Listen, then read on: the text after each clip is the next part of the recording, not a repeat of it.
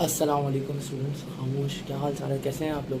मुझे उम्मीद है कि आप लोग खैरियत से होंगे। यार मैं आपको खामोश होने का इसलिए बोल रहा हूँ क्योंकि देखो इस वक्त ना बज रहा है 8:05। अगर कैमरा तुम्हें दिखा सकता है, और ये है शाम, मतलब आप देख रहे हो सुबह के 8 बज रहा है। और ऐसा नहीं कि मैंने सुबह उठा हूँ तो ये वीडियो रिकॉर्ड करिए, ना ना ना ना ना भाई, ना ना।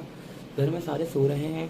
पूरी रात बैठ करके मैंने आप लोगों की ये वीडियो रिकॉर्ड करी है चैप्टर नंबर 7 के पास्ट पेपर के न्यूमेरिकल्स की। चैप्टर नंबर 7 पास्ट पेपर के न्यूमेरिकल्स फर्स्ट ईयर केमिस्ट्री 2022 से लेकर 2012 तक जितने भी न्यूमेरिकल्स हैं अल्हम्दुलिल्लाह सारे न्यूमेरिकल्स करवा दिए हैं। सेक्शन बी के और सेक्शन सी के आखिर में जाकर दो न्यूमेरिकल्स छोड़े क्योंकि मैं थक बहुत ज़्यादा गया था। तकरीबन 1.5 घंटे के करीब ये वीडियो चली गई है। तो स्टूडेंट्स मैं आप लोगों से जस्ट ये कहना चाहता हूँ कि चैप्टर नंबर 7 जो है ना केमिकल इक्विलिब्रियम, ये चैप्टर नंबर 7 केमिकल इक्विलिब्रियम जो है ये बहुत इंपॉर्टेंट चैप्टर है। इससे ज़्यादा बड़ा चैप्टर या इससे ज़्यादा न्यूमेरिकल्स मेरे हिसाब से किसी और चैप्टर से नहीं आए जो अभी तक मैंने सॉल्व किए हैं। मुझे जितना टाइम इस वीडियो के अंदर लगा है और जितनी थकान इस वीडियो के अंदर हुई है, मुझे यकीन करें किसी और वीडियो के अंदर इतनी थकान नहीं हुई है। मुझे 1.5 घंटे की जो वीडियो है जो अभी शूट हुई है इसको बनाने के लिए 2.5 घंटे का टाइम लगा। आप समझ रहे हैं ना, बार बार बीच में रोकना पड़ता है, कैलकुलेशन करना पड़ती है, कभी क्या नाम है वो रिकॉर्डिंग पॉज करनी पड़ती है। इस तरह से ये 2.5 घंटे का टाइम लगा। अब ये मैं फर्दर रिकॉर्ड कर रहा हूँ तो ये कुछ ये है, सिर्फ मैं आप लोगों के लिए कर रहा हूँ। तो स्टूडेंट्स मैं आप लोगों का अब मज़ीद टाइम ही लूँगा। जस्ट मैं आपसे ये रिक्वेस्ट करना चाहता हूँ, यार देखो मैं आपके लिए इतनी मेहनत करता हूँ। फर्स्ट ईयर केमिस्ट्री के स्टूडेंट्स के लिए तो मैंने जान लगा दी अपनी पूरी, अपनी सेहत का ख्याल नहीं कर रहा, सिर्फ और सिर्फ आप लोगों के लिए 5 पेपर के न्यूमेरिकल्स अपलोड किए जा रहे हैं जस्ट आप लोगों के लिए। मैं ये चाहता हूँ कि आप लोग ना प्लीज़ एक तो मुझे दुआओं के अंदर याद रखें और साथ साथ में मेरे चैनल को यार रीच भी दें। आप अपने दोस्तों में शेयर करें, अपने दोस्त अहबाब में, जितने भी आपके स्टूडेंट्स हैं, अगर आप टीचर हैं तो अपने स्टूडेंट्स में, अपने कुलीग्स में शेयर करें मेरी वीडियोस को, ताकि वो लोग भी इससे फ़ायदा उठा सकें और वो लोग भी मुझे दुआएं दें। यार आप नहीं चाहते कि मेरी दुआएं ज़्यादा मतलब खून मेरा बढ़े। तो बस इतनी सी बात है। अब स्टार्ट करो चैप्टर 7 के फर्स्ट ईयर केमिस्ट्री के न्यूमेरिकल्स स्टार्ट करते हैं। केसी के और केएसपी के न्यूमेरिकल ज़्यादा इंपॉर्टेंट है। जो न्यूमेरिकल सिमिलर हैं वो मैंने पहले एक साथ करवाएं, जो न्यूमेरिकल थोड़े डिफरेंट है वो बाद में अलग अलग तरीके से करवाएं। तो शुरू करो। अस्सलाम वालेकुम स्टूडेंट्स, क्या हाल चाल है, कैसे हैं आप लोग। सबसे पहले तो मैं आज आपको वेलकम करता हूं अपने यूट्यूब चैनल के ऊपर। आज के दिन हम बात करेंगे, जैसे कि मैंने आपको डिस्कस किया था कि पास्ट पेपर के न्यूमेरिकल्स की सीरीज चल रही है, यानी कि 2022 से 2012 तक के जितने भी न्यूमेरिकल्स हैं मैं उनको अपलोड कर रहा हूं। तो आज बारी है सीरीज के अंदर चैप्टर नंबर 7 की, चैप्टर नंबर 7 जिसका नाम है केमिकल इक्विलिब्रियम। तो स्टूडेंट्स जितने न्यूमेरिकल्स चैप्टर नंबर 7 से आए हैं, यकीन करें मुझे लगता है इससे ज़्यादा न्यूमेरिकल्स किसी और चैप्टर से कभी आए ही नहीं है, क्योंकि आज के दिन वीडियो होने वाली है बहुत लंबी। तो बिना किसी टाइम वेस्ट किए हम स्टार्ट करते हैं। 2022 के न्यूमेरिकल पे फौरन आते हैं। चैप्टर नंबर 7 के अंदर हम कौन से न्यूमेरिकल्स को ज्यादा डिस्कस करेंगे। चैप्टर नंबर 7 के अंदर हम केसी के न्यूमेरिकल्स को डिस्कस करेंगे और केएसपी के न्यूमेरिकल्स को सबसे ज्यादा डिस्कस करेंगे। करते करते आपको समझ में आ जाएगा। बस एक बात याद रखें कि केसी निकालने का फॉर्मूला होता है concentration of product divided by concentration of reactants, ठीक है। लेकिन ये कॉन्सेंट्रेशन हमने पुट करनी होती है इक्विलिब्रियम स्टेट के ऊपर, ये याद रखिएगा। इस तरह से अगर हम केएसपी की बात करें तो केएसपी निकालने का फॉर्मूला है concentration of products, that is ions की कॉन्सेंट्रेशन हम यहाँ पे पुट करते हैं इक्विलिब्रियम स्टेट के ऊपर, ये याद रखें, दैट्स इट। अच्छा, क्यूसी का निकालने का भी यही फॉर्मूला है, क्यूसी अभी आएगा और क्यूएसपी भी आएगा, उसको निकालने का भी सेम फॉर्मूला है। लेकिन बात यह है कि हम क्यूसी और क्यूएसपी निकालने के लिए किसी भी कंडीशन में पुट कर सकते हैं। केसी और केएसपी के लिए हमने जो कॉन्सेंट्रेशन पुट करनी होती है वो इक्विलिब्रियम स्टेट पे पुट करनी होती है। तो चलिए पहले सवाल की तरफ चलते हैं। करते करते आपको सब समझ में आ जाएगा। ये वैसे भी रिवीजन के लिए हैं, सारे न्यूमेरिकल्स आपको एक मरतबा करवाए जा चुके होंगे, यकीनन आपने पहले किए होंगे। यहाँ पर हमसे सवाल किया जा रहा है डिफाइन सॉल्युबिलिटी। हमसे सॉल्युबिलिटी की डेफिनेशन पूछी जा रही है, तो मैं एक मरतबा लिख लेता हूँ सॉल्युबिलिटी होती क्या है। सॉल्युबिलिटी की डेफिनेशन को हम इस तरह से बोलेंगे कि maximum amount of solute, maximum amount of solute that can be dissolved, maximum amount of solute that can be dissolved, that can be dissolved in 1 liter, in 1 liter, in 1 liter or 1 decimeter cube of solution, 1 decimeter cube of solution, एक second, solution, that maximum amount is called solubility, that maximum amount, that maximum amount is called solubility, that maximum amount is called solubility। Solute की maximum कितनी, आप ये समझ लें कि कितनी quantity put की जा सकती है 1 लीटर के अंदर और या 1 डेसीमीटर क्यूब सोल्यूशन के अंदर, वो पर्टिकुलर अमाउंट कहलाती है सॉल्युबिलिटी। अब सॉल्युबिलिटी के 2 यूनिट्स हो सकते हैं, हमारी टेक्स्ट बुक के हिसाब से चलें तो 2 यूनिट्स हो सकते हैं सॉल्युबिलिटी के। एक तो होता है ग्राम पर डेसीमीटर क्यूब या फिर होता है मोल्स पर डेसीमीटर क्यूब। ग्राम पर डेसीमीटर क्यूब का मतलब यह है कि कितना ग्राम सॉल्यूट डिसॉल्व है 1 डेसीमीटर क्यूब के अंदर, या कितने मोल पर डेसीमीटर क्यूब का मतलब यह है कि कितने मोल्स डिसॉल्व हैं 1 डेसीमीटर क्यूब के अंदर, ये चीज़ कहलाती है सॉल्युबिलिटी। ग्राम पर डेसीमीटर क्यूब को कैसे मोल्स पर डेसीमीटर क्यूब में कन्वर्ट करते हैं, इस चैप्टर के अंदर हम लोग ये आगे तक न्यूमेरिकल्स के अंदर डिस्कस करेंगे, अभी अगले ही न्यूमेरिकल में डिस्कस करेंगे, मतलब इसी न्यूमेरिकल में, सॉरी। तो यहाँ पे बोल रहे हैं सॉल्युबिलिटी ऑफ मैग्नीशियम हाइड्रोक्साइड कितनी है। मैग्नीशियम हाइड्रोक्साइड की सॉल्युबिलिटी बता रहे हैं 25 डिग्री सेल्सियस के ऊपर है, 0.046 ग्राम पर डेसीमीटर क्यूब। सबसे पहले तो आइए जरा इसका डेटा बनाते हैं स्टूडेंट्स। मैं डेटा के अंदर लिखता हूँ, ये हमारे पास 2022 का न्यूमेरिकल है। इसके अंदर डेटा में क्या लिखूँ, इसके अंदर डेटा में लिखता हूँ कि हमारे पास सॉल्यूबिलिटी गिवन है। सॉल्यूबिलिटी क्या है, सॉल्यूबिलिटी है हमारे पास 0.0046, साथ में यूनिट आ जाएगा ग्राम पर डेसीमीटर क्यूब, ये सॉल्यूबिलिटी गिवन है। अब हमसे पूछा कि सॉल्यूबिलिटी प्रोडक्ट क्या होगा मैग्नीशियम हाइड्रोक्साइड का। सॉल्यूबिलिटी प्रोडक्ट बोलते हैं KSP को। तो इसका मतलब ये कि हमने KSP फाइंड आउट करना है। KSP फाइंड आउट करने से पहले मैं आपको एक चीज़ बता देता हूँ, आप मोलर मास निकाल लें मैग्नीशियम हाइड्रोक्साइड का। जब बड़े कोई बात बोलते हैं तो यकीनन वो आप ही समझ लें इंपॉर्टेंट होता है, ज़रूरी होता है। तो मैं बड़ा हूँ आपका, इसलिए मैं बोल रहा हूँ कि मैग्नीशियम हाइड्रोक्साइड का मोलर मास निकालने काम आएगा। मैग्नीशियम का एटॉमिक मास है 24। ऑक्सीजन की बात करता हूँ, ऑक्सीजन का एटॉमिक मास 16, हाइड्रोजन का 1। इसको मल्टीप्लाई करना है 2 से, तो हो जाएगा 24 plus 16 plus 1 13 17 17 to the 34, 34 plus 24 हो जाएगा 58 ग्राम पर मोल। तो आपने यहाँ पे निकाल लिया है मोलर मास। अब आते हैं ज़रा हम बात करते हैं मैग्नीशियम हाइड्रोक्साइड आगे जाके ब्रेक डाउन होगा तो कैसे होगा। हमने KSP फाइंड आउट करनी है। मैग्नीशियम हाइड्रोक्साइड कैसे ब्रेक डाउन होगा तो इसको समझते हैं। मैग्नीशियम हाइड्रोक्साइड MgOH2 है, ये MgOH2 आगे जाकर अपना आंसर टूटेगा तो ऐसे टूटेगा Mg+2 और साथ में टूटेगा ये 2OH माइनस के अंदर। ठीक है स्टूडेंट्स, ये टूटेगा 2OH माइनस के अंदर। अब यहाँ पर हम क्या करेंगे, मैग्नीशियम हाइड्रोक्साइड की हमें मोलैरिटी तो पता नहीं है, तो पहले एक काम करते हैं, मैग्नीशियम हाइड्रोक्साइड की मोलैरिटी कह लें या सॉल्युबिलिटी कह लें, हम मोल्स पर डेसीमीटर क्यूब में निकाल लेते हैं। तो कैसे निकालेंगे, मोलैरिटी निकालने का फॉर्मूला होता है, मोलैरिटी निकालने का फॉर्मूला होता है कि हम क्या करेंगे, मोलैरिटी निकालने का फॉर्मूला होता है सॉल्युबिलिटी इन ग्राम पर डेसीमीटर क्यूब। जो हमारे पास सॉल्युबिलिटी है ग्राम पर डेसीमीटर क्यूब के अंदर, सॉल्युबिलिटी जो ग्राम पर डेसीमीटर क्यूब के अंदर, आप उसको डिवाइड करवा दें इसके मोलर मास से, तो मोलैरिटी आ जाएगी। तो सॉल्युबिलिटी की जगह पे क्या पुट करना है, सॉल्युबिलिटी की जगह पुट करना है 0.0046, ये ग्राम पर डेसीमीटर क्यूब के अंदर है। और इसका मोलर मास कितना है, इसका मोलर मास है 58, तो 0.0046 को 58 से डिवाइड कर, तो सॉल्व करने पे हमारे पास आंसर आ जाएगा 7.931। 7.93 भी काफ़ी है, exponential -5 moles per decimetre cube. ये हमारे पास मोलैरिटी आ गई है किस चीज़ की, मोलैरिटी ऑफ मैग्नीशियम हाइड्रोक्साइड। क्योंकि देखें हमने मैग्नीशियम हाइड्रोक्साइड की सॉल्युबिलिटी भी पुट की है और मैग्नीशियम हाइड्रोक्साइड का ही मोलर मास से डिवाइड किया, तो हमारे पास उस चीज़ की मोलैरिटी आ गई। तो हमने मैग्नीशियम हाइड्रोक्साइड की मोलैरिटी सबसे पहले यहाँ पे लिखनी है, क्या होगी 7.93 exponent -5 moles per decimetre cube. अब एक बात याद रख लें, जो इसकी मोलैरिटी है same to same molarity magnesium के आयंस की होगी, same to same molarity OH minus ions की होगी, बस वो 2 से मल्टीप्लाई होगी। तो आप क्या करेंगे, मैग्नीशियम के आयंस की जगह पे लिखेंगे 7.93 एक्सपोनेंट -5 और यहाँ पे भी OH माइनस आयन की जगह पे लिखेंगे 7.93 एक्सपोनेंट -5। बस 7.93 एक्सपोनेंट -5 को आप 2 से मल्टीप्लाई कर लें यहाँ पे, तो ये क्या हो जाएगा, इसको 2 से मल्टीप्लाई कर लेंगे तो ये हो जाएगा 1 सेकेंड, ये हो जाएगा 1.58, ये हो जाएगा स्टूडेंट्स 1.58 एक्सपोनेंट -4, ये हो जाएगा 1.58 exponent -4 moles per decimetre cube. अभी देखिए हमने दोनों की कॉन्सेंट्रेशन निकाल ली है, मैं इसको हाईलाइट कर देता हूँ। मैग्नीशियम के आयंस की कॉन्सेंट्रेशन आ गई है, 1 second hold a minute. Magnesium के आयंस की कॉन्सेंट्रेशन को आप वो कर लें, हाईलाइट कर लें, ये मैग्नीशियम के आयंस की कॉन्सेंट्रेशन है और ये OH माइनस आयन की कॉन्सेंट्रेशन, इसको हाईलाइट कर लें क्योंकि अब हमने KSP निकालना है। तो KSP निकालने का क्या फॉर्मूला होगा, KSP निकालने का फॉर्मूला होगा since KSP equals to concentration of products. हमने प्रोडक्ट्स की कॉन्सेंट्रेशन को मल्टीप्लाई करना है, आयंस की कॉन्सेंट्रेशन को मल्टीप्लाई करना है। अब आयंस क्या है, यहाँ पे हमारे पास मैग्नीशियम का आयन है प्रोडक्ट के अंदर, तो ये हो जाएगा Mg+2 के आयन की कॉन्सेंट्रेशन लिखेंगे और OH माइनस लिखा हुआ है, तो OH माइनस का जो कोफिशिएंट होगा वो इधर आके पावर बन जाएगा, तो हो जाएगा OH माइनस का होल स्क्वायर। Mg+2 की जगह पे लिखेंगे 7.93 एक्सपोनेंट -5 और OH माइनस की जगह पे लिखेंगे 1.58 एक्सपोनेंट -4 का होल स्क्वायर। अब यहाँ पर जो भी वैल्यू आ रही है उसको हम मल्टीप्लाई कर लेंगे आपस में, तो मैं इसको सॉल्व कर रहा हूँ तो मेरे पास आंसर आ रहा है 1.995 एक्सपोनेंट -12।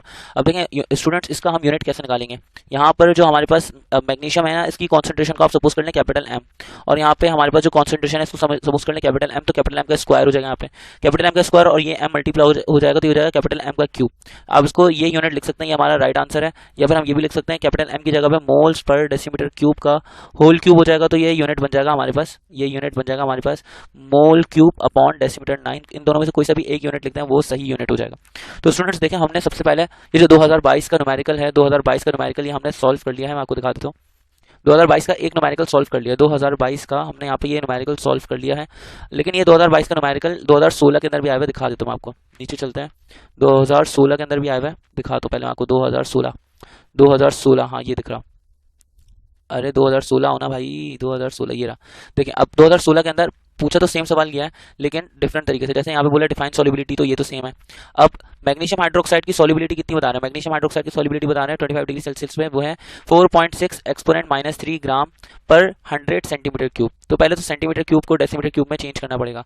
तो अब ये समझेंगे इस तरह से होगा कि हमारे पास डेटा के अंदर क्या गिवन है, डेटा के अंदर गिवन है सॉल्युबिलिटी, सॉल्युबिलिटी कितनी है, सॉल्युबिलिटी किस यूनिट के अंदर गिवन है, सॉल्युबिलिटी हमारे पास है 4.6 एक्सपोनेंट -3 है, 4.6 एक्सपोनेंट -3, लेकिन कौन सी यूनिट के अंदर है, ये है ग्राम पर सेंटीमीटर क्यूब के अंदर।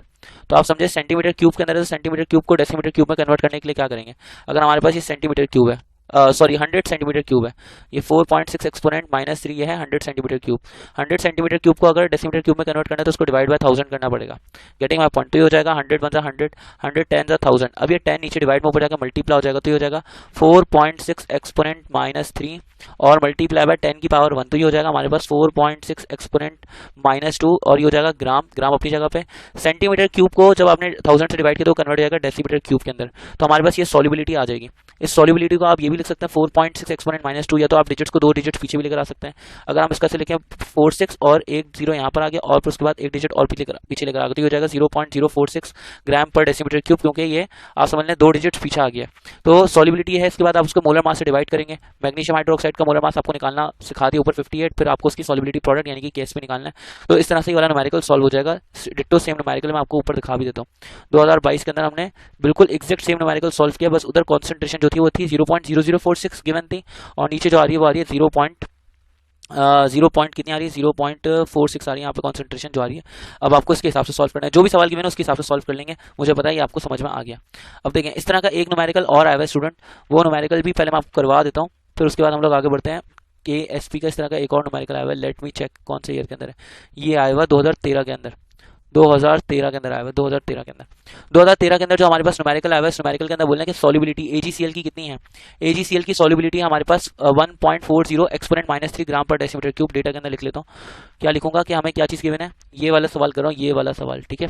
इसके अंदर हमारे पास सॉल्युबिलिटी गिवन है, सॉल्युबिलिटी ऑफ AgCl की सॉल्युबिलिटी हमारे पास 1.4 एक्सपोनेंट -3, साथ में यूनिट है ग्राम पर डेसीमीटर क्यूब, ठीक है।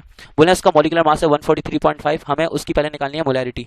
तो हम इसका मॉलिक्यूलर मास भी लिख देते हैं, मोलर मास इसका हो जाएगा 143.5 और साथ में हमने निकालनी है मोलैरिटी निकालनी है, मोलैरिटी निकालनी है और क्या निकालना है, हमने कैलकुलेट करना है KSP फाइंड आउट करना है। KSP यानी कि सॉल्युबिलिटी प्रोडक्ट AgCl का फाइंड आउट करना है, ठीक है। अब स्टूडेंट्स कैसे निकालेंगे इसको जरा चेक कर लेते हैं। हमारे पास ये न्यूमेरिकल कैसे सॉल्व होगा जरा चेक करें। पहले तो मोलैरिटी निकालें। मोलैरिटी निकालने का क्या फॉर्मूला है, मोलैरिटी निकालने का फॉर्मूला है कि हम सॉल्युबिलिटी को डिवाइड कर देंगे। सॉल्युबिलिटी अगर ग्राम पर डेसीमीटर क्यूब के अंदर है, सॉल्युबिलिटी इन ग्राम पर डेसीमीटर क्यूब, उसको डिवाइड करवा दें मोलर मास से। तो मोलैरिटी की जगह मोलैरिटी, सॉल्युबिलिटी कितनी है, सॉल्युबिलिटी है हमारे पास 1.4 एक्सपोनेंट -3, इसको डिवाइड करवा दें, मोलर मास है हमारे पास 143.5, डिवाइड करवाते देखते हैं क्या आंसर आता है। मोलैरिटी इक्वल्स टू, तो हमारे पास इसका यूनिट आ रहा है 9.75 एक्सपोनेंट -6, साथ में इसका यूनिट हो जाएगा मोल्स पर डेसीमीटर क्यूब। तो हमने इसकी क्या निकाल लिया, हमने इसकी स्टूडेंट्स निकाल ली है मोलैरिटी। मोलैरिटी तो निकल गई। अब मोलैरिटी निकल गई यानी कि एक चीज़ तो निकल गया, अब क्या चीज़ निकालनी है, अब अगली चीज़ निकालनी है KSP। KSP कैसे निकालेंगे वो आपको दिखा देता हूँ। AgCl है, आगे जाके टूटेगा किस चीज़ में, ये टूटेगा Ag प्लस में और साथ में Cl माइनस में। अब देखें हम AgCl की जगह पर उसकी मोलैरिटी लिखेंगे। AgCl की मोलैरिटी है 9.75 एक्सपोनेंट -6, आगे जाके Ag प्लस की जगह पे भी क्या आएगा 9.75 एक्सपोनेंट -6, ये Ag प्लस की जगह पे, और Cl माइनस की जगह पे भी, एक सेकंड जगह थोड़ी शार्ट है यहाँ पे, जगह थोड़ी शार्ट है, छोटा छोटा करके लिख लेता हूँ। 9.75 एक्सपोनेंट -6 आएगा Ag प्लस की जगह पर और Cl माइनस साइन की जगह भी आएगा 9.75 एक्सपोनेंट -6। अब हम यहाँ पे क्या करेंगे, हमने KSP निकालना है, तो KSP निकालने के लिए फॉर्मूला हो जाएगा कॉन्सेंट्रेशन ऑफ प्रोडक्ट्स, ठीक है। अब यहाँ पे हमने लिख लिया KSP इक्वल्स टू, प्रोडक्ट की जगह पे हम लिखेंगे Ag प्लस और Cl माइनस, यहाँ पर आ जाएगा Ag प्लस और साथ में आएगा Cl माइनस। अब यहाँ पे Ag प्लस की जगह पर उसकी वैल्यू पुट कर लें 9.75 एक्सपोनेंट -6 और यहाँ पे भी Cl माइनस की जगह पुट कर लें 9.75 एक्सपोनेंट -6, ठीक है। तो इनको मल्टीप्लाई करेंगे, सॉल्व करेंगे तो हमारा क्या आंसर आएगा वो देख लेते हैं। हमारे पास आंसर आएगा 9.5 एक्सपोनेंट -11, 9.5 एक्सपोनेंट -11। अच्छा एक बात और, वो बात मैंने आपसे ये कहनी है कि यहाँ पे इसका यूनिट हो जाएगा मोलर और इसका यूनिट भी हो जाएगा मोलर, तो मोलर मोलर से मल्टीप्लाई होकर मोलर स्क्वायर लिख लें, या फिर आप ये भी लिख सकते हैं कि मोल्स पर डेसीमीटर क्यूब का होल स्क्वायर, जो कि हो जाएगा आगे जाके 9.5 exponent -11 mole square upon decimetre 6। तो ये हमारे पास KSP की वैल्यू आ गई, ये इसका आंसर हो जाएगा। अब मैं आपको दिखाता हूँ, मैंने आपको ये न्यूमेरिकल भी करवा दिया है, लेकिन पहले तो इसको देख लें, ये 2 मरतबा लिखा है, ये 2 मरतबा गलती से लिखा हुआ है, सही है ना, 2 मरतबा प्रिंट हो गया। यहाँ पे मॉलिक्यूलर मास, ये सॉल्युबिलिटी ऑफ AgCl वाला सवाल, उसका मॉलिक्यूलर मास 143.5, मोलैरिटी AgCl की निकालनी है और सॉल्युबिलिटी प्रोडक्ट AgCl की। सेम क्वेश्चन वापसी बार दोबारा नीचे लिख दिया गया है, इत्तेफाक से ये इनकी मिस्टेक हो गई है, तो इनको माफ कर दे, ठीक है। अच्छा अब इस तरह का कोई और न्यूमेरिकल आया हुआ है या नहीं आया हुआ है, तो इसको पहले चेक कर लेता हूँ मैं। पहले एक काम करते हैं, इस तरह का अगर कोई न्यूमेरिकल आया हुआ है तो मैं आपको वो न्यूमेरिकल करवा के उस न्यूमेरिकल, ऐसे न्यूमेरिकल से तो जान छुड़वा देता हूँ, सही ना। तो यहाँ पर आया हुआ ये न्यूमेरिकल आया हुआ 2014 के अंदर, इस तरह का एक और न्यूमेरिकल 2014 सेक्शन सी के अंदर आ रहा है, बोल रहे हैं calculator solubility product of PbCrO4। हमें PbCrO4 की सॉल्युबिलिटी निकालनी है, और जो हमारे पास PbCrO4 है इसकी KSP निकालनी है, उसकी सॉल्युबिलिटी बताने PbCrO4 की वो है 1 एक्सपोनेंट -3 ग्राम पर डेसीमीटर क्यूब। तो कैसे करेंगे, डेटा बना लेते हैं यहाँ पे। सबसे पहले हमें क्या चीज़ गिवन है, हमें गिवन है सॉल्युबिलिटी ऑफ PbCrO4 गिवन है। सॉल्युबिलिटी ऑफ PbCrO4 है 1 एक्सपोनेंट -3, 1 एक्सपोनेंट -3 साथ में यूनिट आ जाएगा ग्राम पर डेसीमीटर क्यूब, ठीक है। अच्छा, उसके बाद हमें बोल रहे हैं स्टूडेंट्स क्या है, सॉल्युबिलिटी प्रोडक्ट निकालो। सॉल्युबिलिटी प्रोडक्ट कहते हैं KSP को, तो बोल रहे हैं KSP निकालो। क्या हम इनके अब्बू के नौकर लगे हुए जो इनकी बार बार बात मानते रहेंगे? नहीं लगे हुए ना इनके नौकर, फिर भी हम निकालेंगे, बस मजबूरी हमारी, क्या करें, निकालना पड़ेगा। तो मोलर मास निकालेंगे, मोलर मास लिखेंगे PbCrO4 का, निकालते हैं। तो देखें, लेड का एटॉमिक मास होता है 207, लेड का एटॉमिक मास 207, क्रोमियम का एटॉमिक मास 52 और ऑक्सीजन का एटॉमिक मास 16, 16 64। अब आपके ध्यान में सवाल आएगा कि भैया क्या हमें ये एटॉमिक मासेस याद करके जाने होंगे? नहीं भाई, अभी क्यों याद करके जाने होंगे, क्या अजीब अजीब बातें करते हो भाई? नहीं भाई, गिवन होंगे तुम्हें गिवन होंगे, बोल दिया गिवन होंगे। तो यहाँ पे जरा देखो, यहाँ पे इनका मोलर मास हमने कैलकुलेट किया तो आ जाएगा 323 ग्राम पर मोल। आई माइट बी रॉन्ग, तो मुझे दोबारा चेक कर लेना चाहिए। 207 प्लस 52 प्लस 64, तो 323 ही आ रहा है। मोलर मास निकल आया PbCrO4 का। पहले तो आप निकालना उसकी मोलैरिटी। अब मोलैरिटी कैसे निकालेंगे इसकी, वो भी चेक कर लो भाई। मोलैरिटी निकालने का फॉर्मूला होता है हमारे पास, और सॉल्युबिलिटी अगर ग्राम पर डेसीमीटर क्यूब के अंदर है, सॉल्युबिलिटी इन ग्राम पर डेसीमीटर क्यूब, इसको डिवाइड करवा दें आप मोलर मास से, तो क्या हो जाएगा, सॉल्युबिलिटी हमारे पास ग्राम पर डेसीमीटर क्यूब के अंदर 1 एक्सपोनेंट -3, 1 एक्सपोनेंट -3 को डिवाइड करवा दें, मोलर मास है 323। आगे जरा चेक करते हैं। तो स्टूडेंट्स हमारे पास इसकी मोलैरिटी आ रही है 3.09 एक्सपोनेंट -6, ये हमारे पास आ गई है इसकी molarity moles per decimetre cube के अंदर। अब देखें, अब मैं यहाँ पे क्या करूँगा, आगे बढ़ते हैं ज़रा। हम PbCrO4 को कैसे सॉल्व करेंगे, PbCrO4 ये आगे जाके कन्वर्ट हो जाएगा Pb+2 में, और साथ में ही कन्वर्ट होगा CrO4 -2 के अंदर। PbCrO4 की अगर हम बात करते हैं तो इसकी मोलैरिटी कितनी है, इसकी मोलैरिटी है 3.09 एक्सपोनेंट -6। तो Pb+2 की मोलैरिटी यही हो जाएगी 3.09 एक्सपोनेंट -6, और CrO4 -2 की भी मोलैरिटी हो जाएगी 3.09 एक्सपोनेंट -6। अगर हमने KSP निकालना है तो KSP निकालने के लिए हम क्या करेंगे, concentration of products formula use करेंगे, और प्रोडक्ट्स की जगह पे हम उसकी वैल्यू पुट करते हैं। प्रोडक्ट्स क्या है, Pb+2 है, और साथ में क्या है, CrO4 -2 है। Pb+2 की जगह पे पुट कर देंगे, क्या हो जाएगा 3.09 एक्सपोनेंट -6, और CrO4 -2 की जगह पे क्या आएगा 3.09 एक्सपोनेंट -6।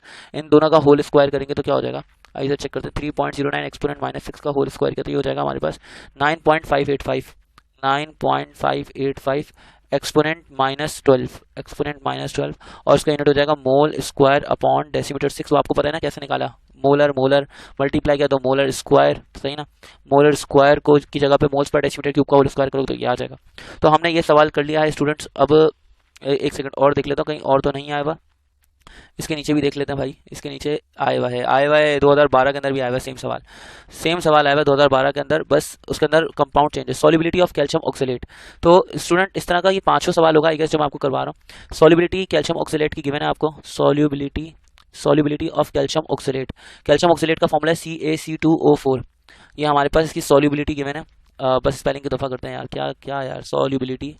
तो हमारे पास सॉल्युबिलिटी कितनी है कैल्शियम ऑक्सलेट की, वो है 0.0016 ग्राम पर डेसीमीटर क्यूब। ये हमारे पास सॉल्युबिलिटी गिवन है। अब हमसे बोल रहे हैं सॉल्युबिलिटी प्रोडक्ट निकालें, यानी कि सॉल्युबिलिटी प्रोडक्ट का मतलब होता है KSP निकालो, ठीक है।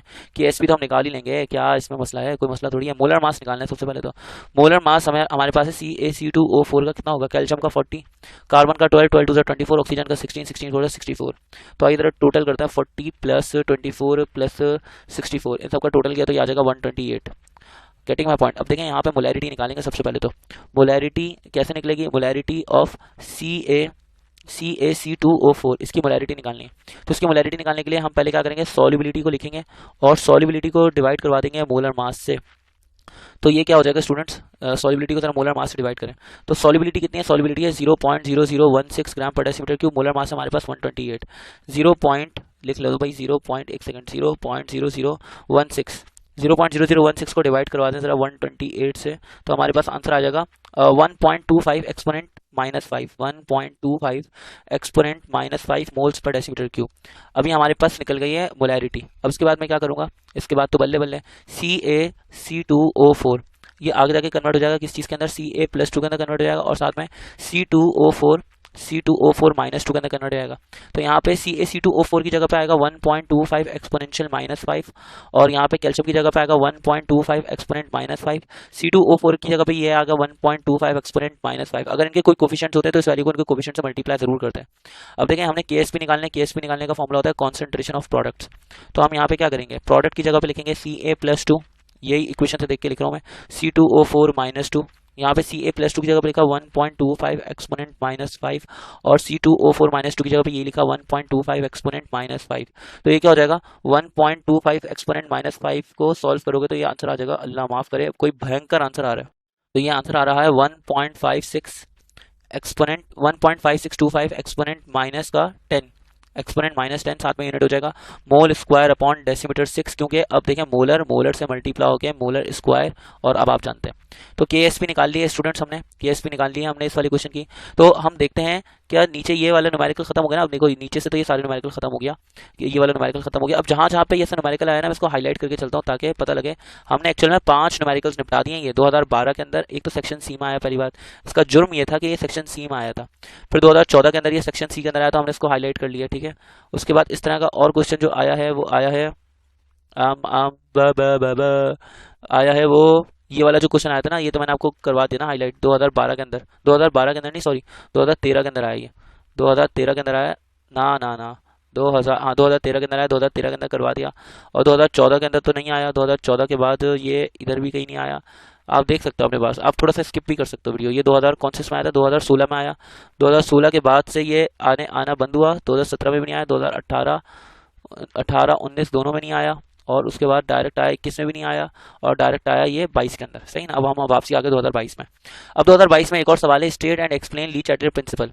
ली चैटलर प्रिंसिपल को हमने इसकी स्टेटमेंट लिखनी है और इसको एक्सप्लेन करना है। बेटा ये तो आप करेंगे, थ्योरी का टॉपिक है, या आप खुद से करेंगे। लेकिन इसके बाद जो इसकी है ना, formation of NH3 by Haber Bosch process और by sulphuric acid by contact process जो है, ये इसके अंदर हम ली चैटलर प्रिंसिपल को कैसे अप्लाई करते हैं, मैं जस्ट आपको ये सिखा देता हूँ, क्योंकि ये सवाल नीचे भी काफी जगहों पे आएगा आपको। 2022 के अंदर तो समझे 2022 के अंदर ये सवाल आया हुआ ही है, तो 2022 के अंदर जब ये सवाल आया हुआ है तो समझे 2022 हो गया। मैं आपको पहले नीचे दिखा देता हूँ, फिर जहाँ पे आया होगा ना दोबारा वहीं पे समझा दूंगा, क्योंकि यहाँ पे जगह भी खत्म हो गई है।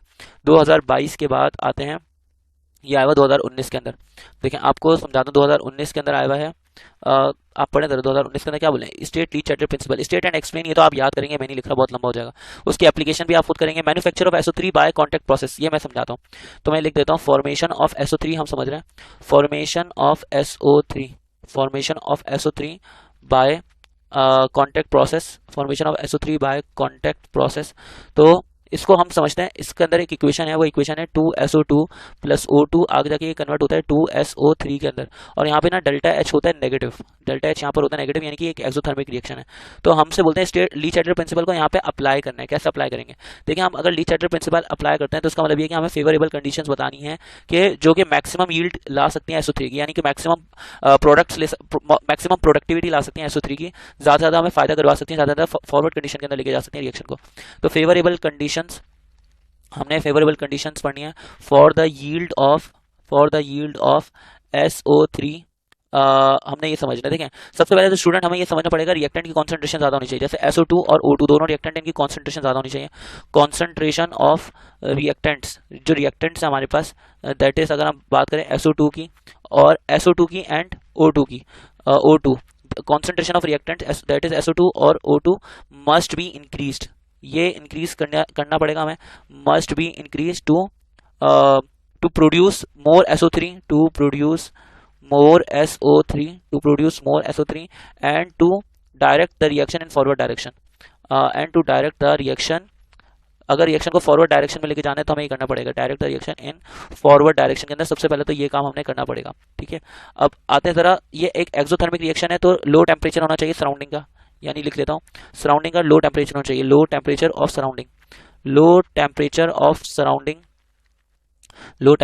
सराउंडिंग, यस आप ये समझ लें, low temperature is beneficial for surrounding का टेम्परेचर जो है ना वो लो होना चाहिए, ताकि हमारे पास आसानी से हीट रिलीज हो सके और आसानी से फॉरवर्ड रिएक्शन हो सके, क्योंकि ये एक एक्सोथर्मिक रिएक्शन है।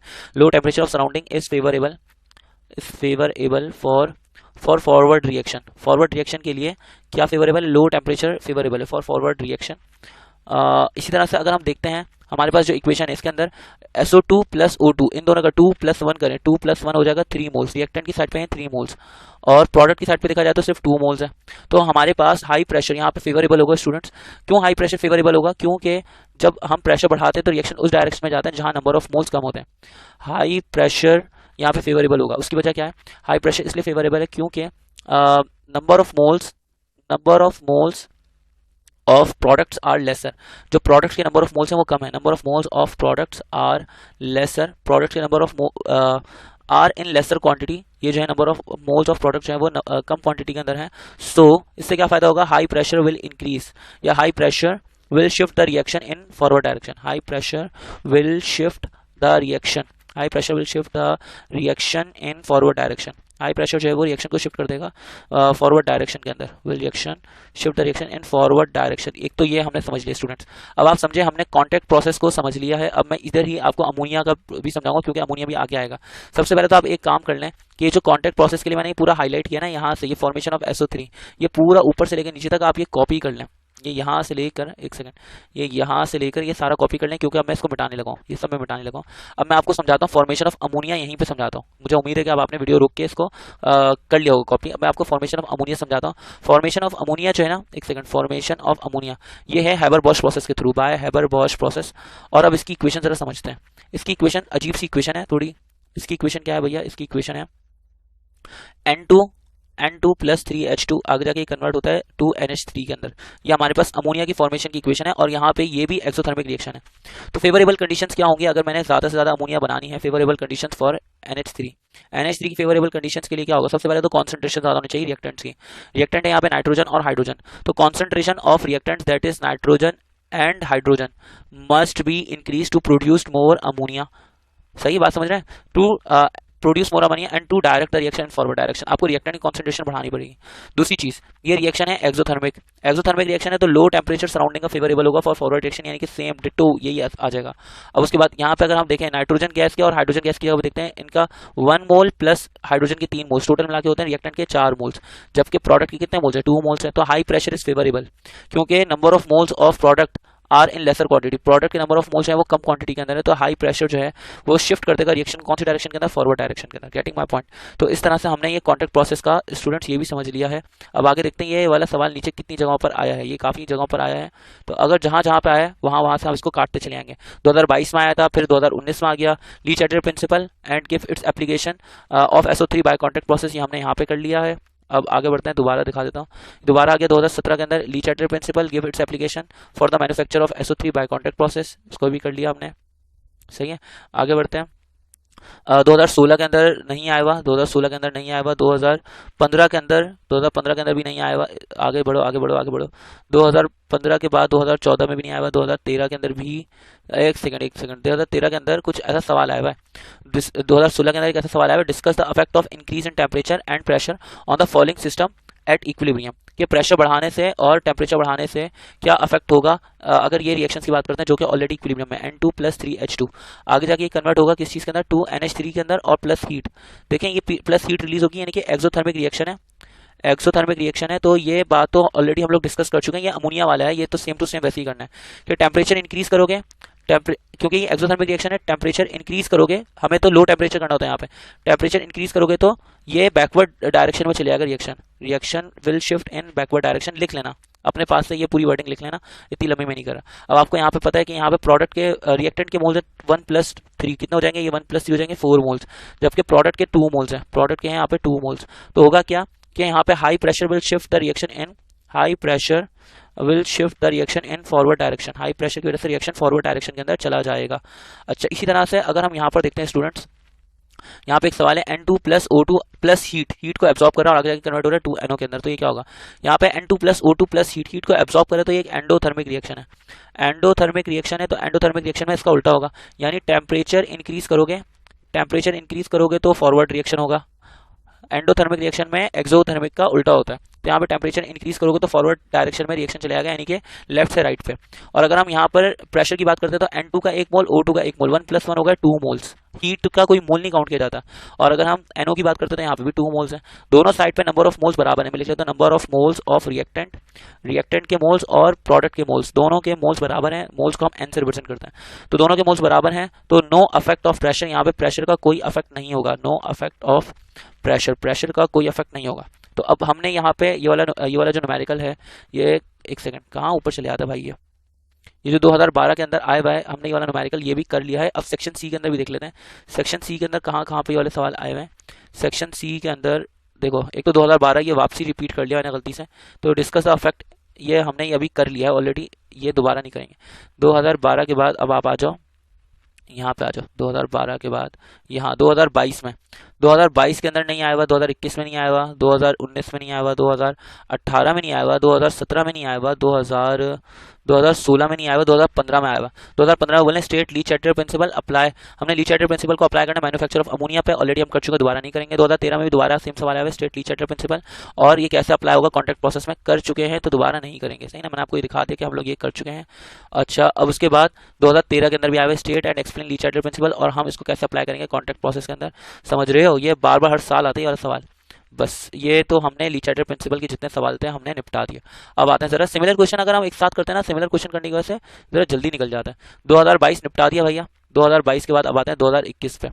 2021 में जो सवाल है ये काफी लंबा सवाल है, तो आप लोगों को क्या करना पड़ेगा, ये केसी का सवाल है, आप लोगों को अपना दिलो दिमाग जान सब लेकर बैठना पड़ेगा मेरे साथ।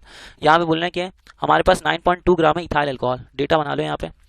यहाँ पे हमारे पास इथाइल अल्कोहल का मास है, mass of ethyl alcohol, mass of ethyl alcohol है 9.2 ग्राम। सही ना, मास ऑफ इथाइल अल्कोहल है 9.2 ग्राम, और एसिटिक एसिड का मास है 12 ग्राम। लिख लेते हैं इसको, mass of acetic acid, acetic acid का मास कितना है, एसिटिक एसिड का मास है 12 ग्राम। ठीक है, अच्छा उसको हमने रखा कांस्टेंट टेम्परेचर पे, इथाइल अल्कोहल को और एसिटिक एसिड को हमने कांस्टेंट टेम्परेचर पर रखा, यानी कि इनिशियल की बात हो रही है कि कब तक रखा, जब तक कि इक्विलिब्रियम एस्टैब्लिश नहीं हो गया, जब तक इक्विलिब्रियम एस्टैब्लिश नहीं हो गया, यानी कि ये सीधा सीधा इनिशियल कंडीशंस की बात हो रही है, इनिशियल कंडीशन की बात हो रही है।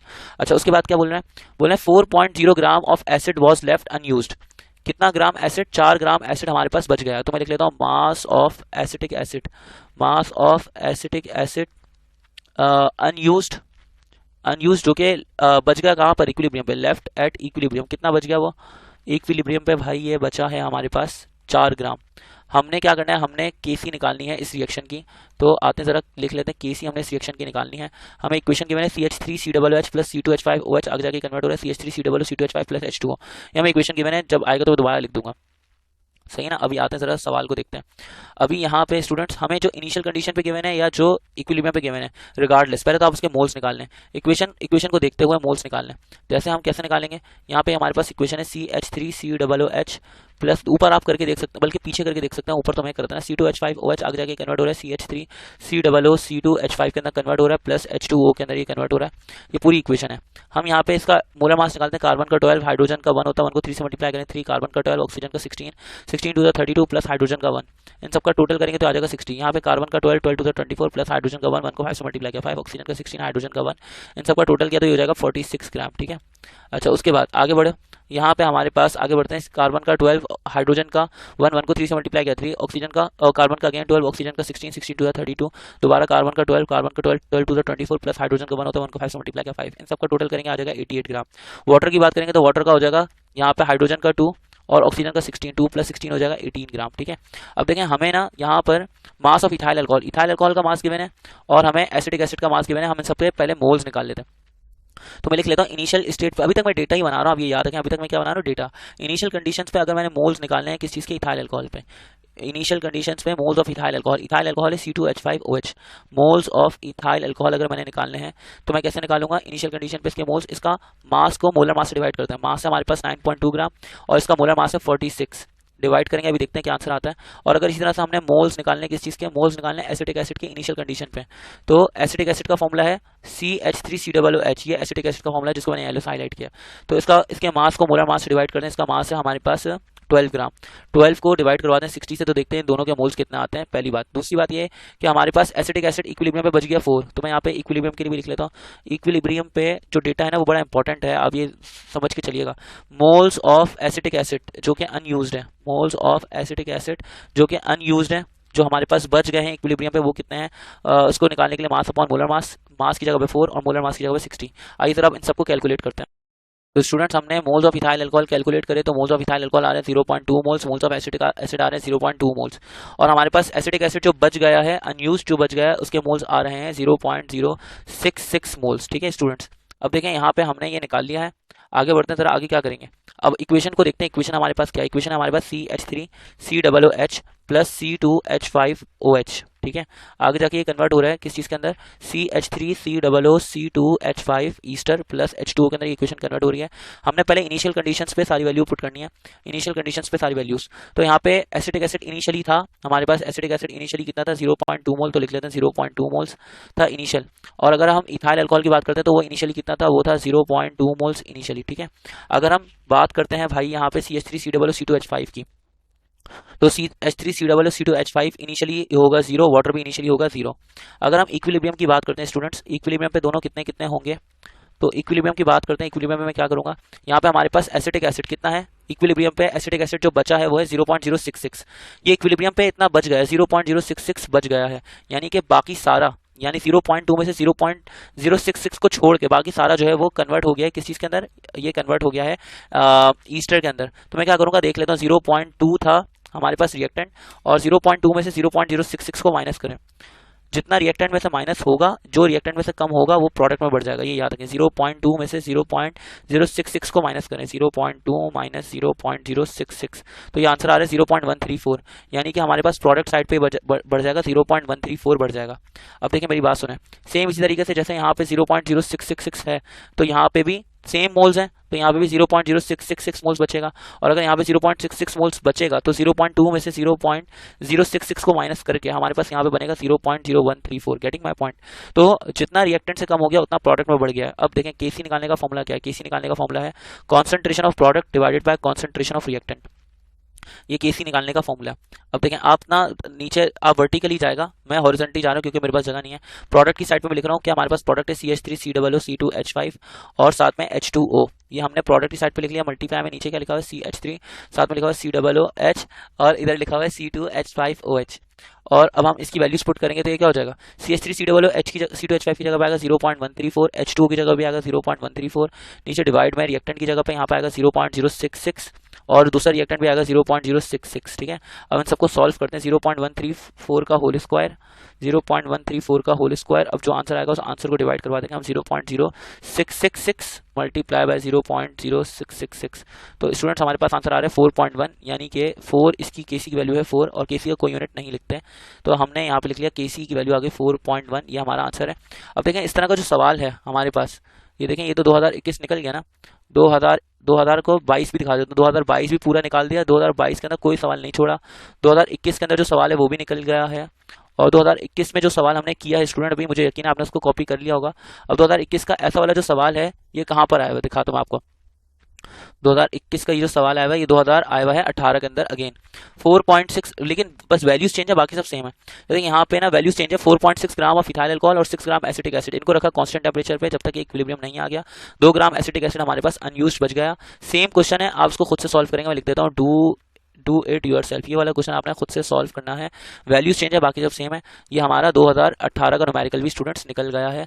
अब इस तरह का एक और कहीं पे न्यूमेरिकल आया हुआ है तो सेट है, वरना फिर मैं किसी और टाइप के न्यूमेरिकल की तरफ चलूंगा। देख लेते हैं अगर इस तरह का कोई और न्यूमेरिकल आया हुआ है कहीं पर आया हुआ है स्टूडेंट। देखो ना, आप देखो ना यार, आप वीडियो पॉज करो, अपनी 10 ईयर खोल के देखो, अपनी 10 ईयर खोल के देखो, आप 10 ईयर समझ रहे हो कि नहीं समझ रहे हो 10 ईयर खोल के देखो, 10 ईयर के अंदर आया हुआ है ऐसा कोई सवाल के नहीं आया हुआ। मैं तो देख रहा हूँ यहाँ पे, आराम से देखना पड़ रहा है मुझे। साड़ी यहाँ पे भी नहीं आया हुआ, यहाँ पे भी नहीं आया हुआ, और यहाँ पर भी नहीं आया हुआ, और स्टूडेंट्स यहाँ नीचे भी नहीं आया हुआ। यानी कि उस तरह का सिर्फ यही सवाल था जो हमने कर लिया है। अब 2021 तो हमने निपटा दिया, 2021 के निपटाने के बाद 2021 हमने निपटा दिया, 2020 में पेपर हुए नहीं था, अब बारी है 2019 को निपटाने की। तो अब जो 2019 को निपटाते हैं।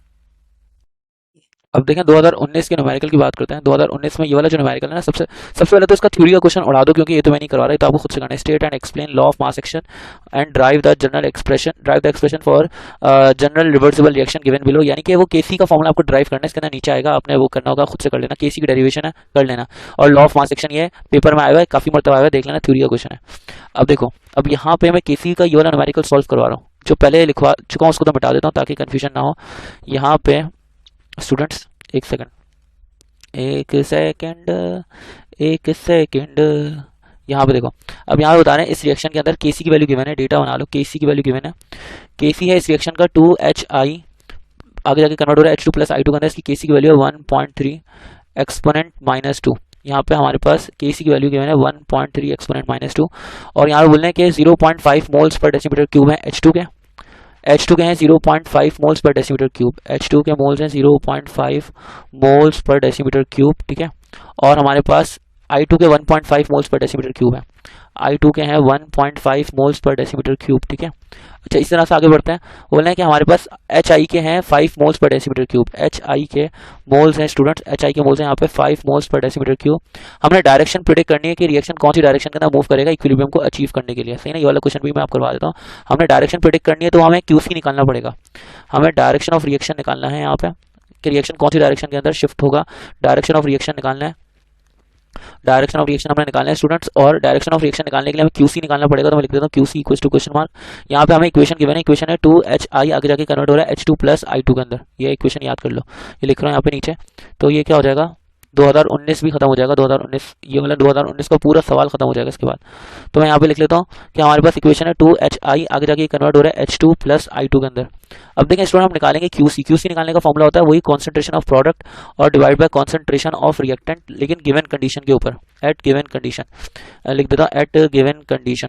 अब हमने यहाँ पे क्या करना है, यहाँ पे हमने प्रोडक्ट की जगह पे तो इक्वेशन के एतबार से प्रोडक्ट की जगह पे आएगा H2 यानी कि हाइड्रोजन गैस, और फिर क्या आएगा I2 इक्वेशन के एतबार से, और नीचे डिवाइड में क्या आएगा HI का आ जाएगा होल स्क्वायर। अब मैं यहाँ पे वैल्यूज पुट करूंगा, H2 की वैल्यू पुट करना है, H2 की वैल्यू है 0.5, और उसके बाद I2 की वैल्यू है कितनी 1.5। इस तरह HI की वैल्यू कितनी है, HI की वैल्यू है हमारे पास 5, लेकिन ये 2HI था ना, तो HI की पावर बन जाएगा 2 जो कोफिशिएंट है इधर का पावर बन जाएगा, HI की वैल्यू पुट करें वो है 5, तो ये जाएगा 5 का स्क्वायर। मैं पहले इससे पहले कि मैं QC की वैल्यू निकालूं, QC की वैल्यू निकालने से पहले मैं आपको कुछ रिलेशंस याद करवाना चाहता हूँ, वो रिलेशंस आप यहाँ पे याद कर लें।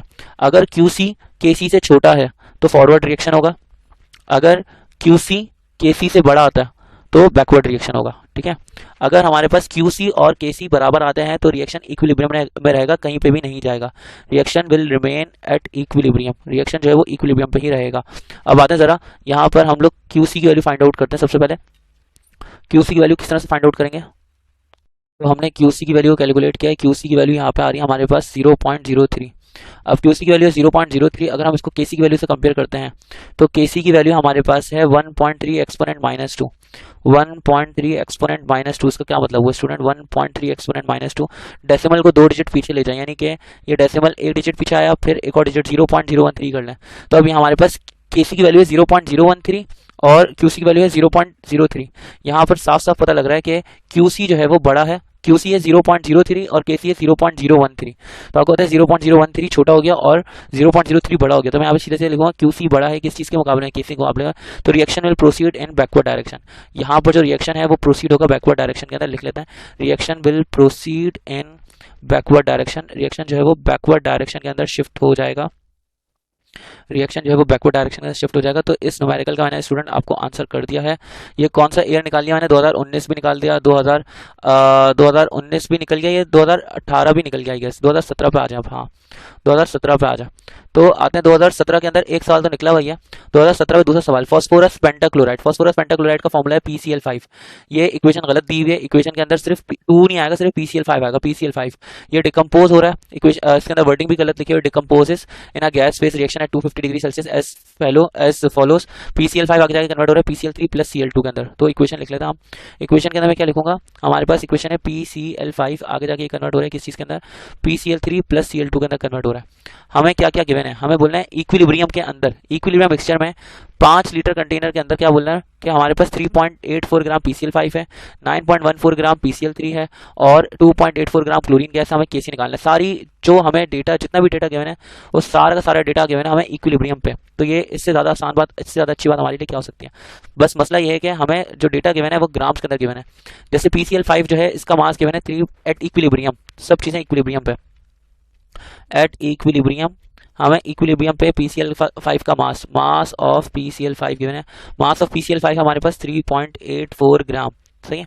और इस तरह से PCl3 का मास गिवन है, PCl3 मास ऑफ PCl3 का मास है हमारे पास 9.14 ग्राम। और इस तरह से Cl2 का मास है हमारे पास, क्लोरीन गैस का mass of Cl2 chlorine gas का मास है 2.84 ग्राम। समझ रहे हो कि नहीं समझ रहे? अब देखो एक सेकंड भाई, ये क्या हो गया मेरे साथ। अब मास ऑफ Cl2 हमारे पास है 2.84 ग्राम। अब मैं यहाँ पे इन सबके मोलर मासेस निकालूंगा। मोलर मासेस कैसे निकलेंगे स्टूडेंट्स? मोलर मास अगर मैंने PCl5 का निकालना है, मोलर मास ऑफ PCl5, तो PCl5 का मोलर मास, बल्कि एक काम करते इक्वेशन में निकालता हूँ। फास्फोरस का होता है 31, क्लोरीन का 35.5 होता है। 35.5 को 5 से मल्टीप्लाई करना पड़ेगा, देखते हैं क्या आता है। फास्फोरस का 31, क्लोरीन का 35.5 होता है, इसको 3 से मल्टीप्लाई करना पड़ेगा, देखते हैं। क्लोरीन का होता है 35.5, इसको 2 से मल्टीप्लाई करते हैं, तो ये हो जाएगा 71। अच्छा, इसी तरह से अगर हम यहाँ पे देखते हैं, यहाँ पे हमारे पास 31 प्लस 35.5 मल्टीप्लाई बाय 3 करेंगे तो ये हो जाएगा 137.5। इस साइड को तो आंसर आ जाएगा 137.5। और अगर हम यहाँ पे बात करते हैं 31 प्लस 35.5 इसको मल्टीप्लाई करते हैं 5 से, तो इस जगह का आंसर आ जाएगा 208.5। ये तो आगे इनके मोलर मासेस। अब देखिए मोलर मासेस भी हमारे पास, वॉल्यूम भी गिवन है, कंटेनर का वॉल्यूम है हमारे पास 5 लीटर। कंटेनर का वॉल्यूम हमारे पास 5 लीटर। स्टूडेंट्स अब हमने केसी की वैल्यू फाइंड आउट करनी है, तो केसी की वैल्यू किस तरह से निकालेंगे आइए जरा चेक करते हैं। एक सेकंड, एक तो जल्दी, इतनी जल्दी क्यों नीचे आ रहा है भाई? थोड़ा सा ऊपर आओ, जल्दी ऊपर आओ, जल्दी, शाबाश, थोड़ा सा ऊपर आते हैं। यहाँ पे अब हमने इनकी कॉन्सेंट्रेशन निकालनी है। तो कॉन्सेंट्रेशन कैसे निकालेंगे स्टूडेंट्स? मोलैरिटी निकालने का एक फॉर्मूला होता है, मैं आपको मोलैरिटी निकालने का फॉर्मूला समझाता हूँ। मोलैरिटी या कॉन्सेंट्रेशन, मोलैरिटी निकालने का एक फॉर्मूला होता है, नंबर ऑफ मोल्स को डिवाइड करवा दें वॉल्यूम से। नंबर ऑफ मोल्स को डिवाइड करवा दें वॉल्यूम से। ये वॉल्यूम या तो डेसीमीटर क्यूब के अंदर होना चाहिए, वॉल्यूम इन डेसीमीटर क्यूब, या तो वॉल्यूम डेसीमीटर क्यूब के अंदर होना चाहिए, या फिर यह होना चाहिए लीटर के अंदर। अब देखिए नंबर ऑफ मोल्स की जगह पे आप पूरा फॉर्मूला खोल सकते हैं, मास अपॉन मोलर मास, नीचे डिवाइड में वॉल्यूम आ जाएगा, तो हमारे पास मोलैरिटी आ जाएगी। सीधा सिंपल सा रूल है। अब देखिए PCl5 के अंदर भी हम इस तरह से करेंगे। PCl5 का मास कितना गिवन है? मास तो आप ऊपर लिख लें इस फॉर्मूला के तहत। PCl5 का मास हमारे पास 3.84 मास है, इसको डिवाइड करवा दें मोलर मास से PCl5 का 208.5। और इसका वॉल्यूम कितना है? इसका वॉल्यूम है 5 लीटर। इन सबको सॉल्व करें, कैलकुलेटर में देखें क्या आंसर आता है। पहले 3.84 को डिवाइड करें, सबसे पहले तो 208.5 से डिवाइड करें।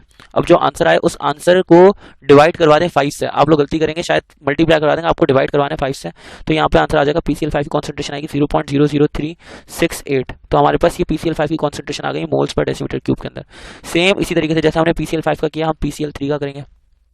PCl3 के अंदर भी फॉर्मूला हो जाएगा mass upon molar mass divide by volume. Mass की जगह पे मास कितना है PCl3 का? 9.14, इसको डिवाइड करवाते हैं। सबसे पहले तो इसका मोलर मास है 137.5 और इसका वॉल्यूम हम रखेंगे 5, डिवाइड करवा दें तो क्या हो जाएगा 9.14 डिवाइडेड बाय 137.5, और जो आंसर आएगा उस आंसर को भी डिवाइड करवाते हैं 5 से, तो हमारे पास आंसर आ जाएगा 0.0133। PCl3 की कॉन्सेंट्रेशन आ जाएगी हमारे पास, PCl3 की कॉन्सेंट्रेशन आ जाएगी 0.0133। ठीक है, अब हम Cl2 की बात करते हैं। Cl2 का फॉर्मूला क्या हो जाएगा? Mass upon molar mass divide by volume. Mass की जगह पे हम क्या पुट करेंगे? मास इसका आएगा 2.84। मोलर मास की जगह पे क्या आएगा? मोलर मास की जगह पे आएगा यहाँ पे 71 और वॉल्यूम हमारे पास आएगा 5। तो आइए जरा चेक करते हैं Cl2 का हमारे पास कॉन्सेंट्रेशन क्या आएगी, चेक करते हैं। 2.84, एक सेकंड, 2.84 पहले आप उसको डिवाइड करेंगे 71 से, और 2.84 को डिवाइड करवाएंगे 71 से, और जो आंसर आएगा इस आंसर को भी डिवाइड करवा देंगे 5 से, तो हमारे पास आंसर आ जाएगा 0.008। तो हमारे पास ये Cl2 की कॉन्सेंट्रेशन निकल गई है। अब Kc निकालने, तो Kc निकालने का फॉर्मूला क्या हो जाएगा? Kc निकालने का, एक सेकंड मैं मार्कर थोड़ा बड़ा कर लूँ, इसका साइज लिखा नहीं जा रहा। Kc निकालने का फॉर्मूला हो जाएगा concentration of product divided by concentration of reactants. Product की कॉन्सेंट्रेशन को डिवाइड करवा दें किस चीज़ की कॉन्सेंट्रेशन से? रिएक्टेंट की कॉन्सेंट्रेशन से। तो हमारे पास प्रोडक्ट्स क्या है स्टूडेंट्स? प्रोडक्ट है हमारे पास, इक्वेशन के एतबार से देखें, इक्वेशन तो ये थी ना PCl5, आगे जाके कन्वर्ट हो रहा है PCl3 प्लस Cl2, तो हमारे पास प्रोडक्ट जो है वो हो जाएगा PCl3 और साथ में यहाँ पे आएगा Cl2, ये प्रोडक्ट है, नीचे डिवाइड में रिएक्टेंट की जगह पे आएगा PCl5। अब जगह है नहीं, फिर भी हमें सॉल्व करना तो है, तो आते ज़रा सॉल्व करते हैं इसको।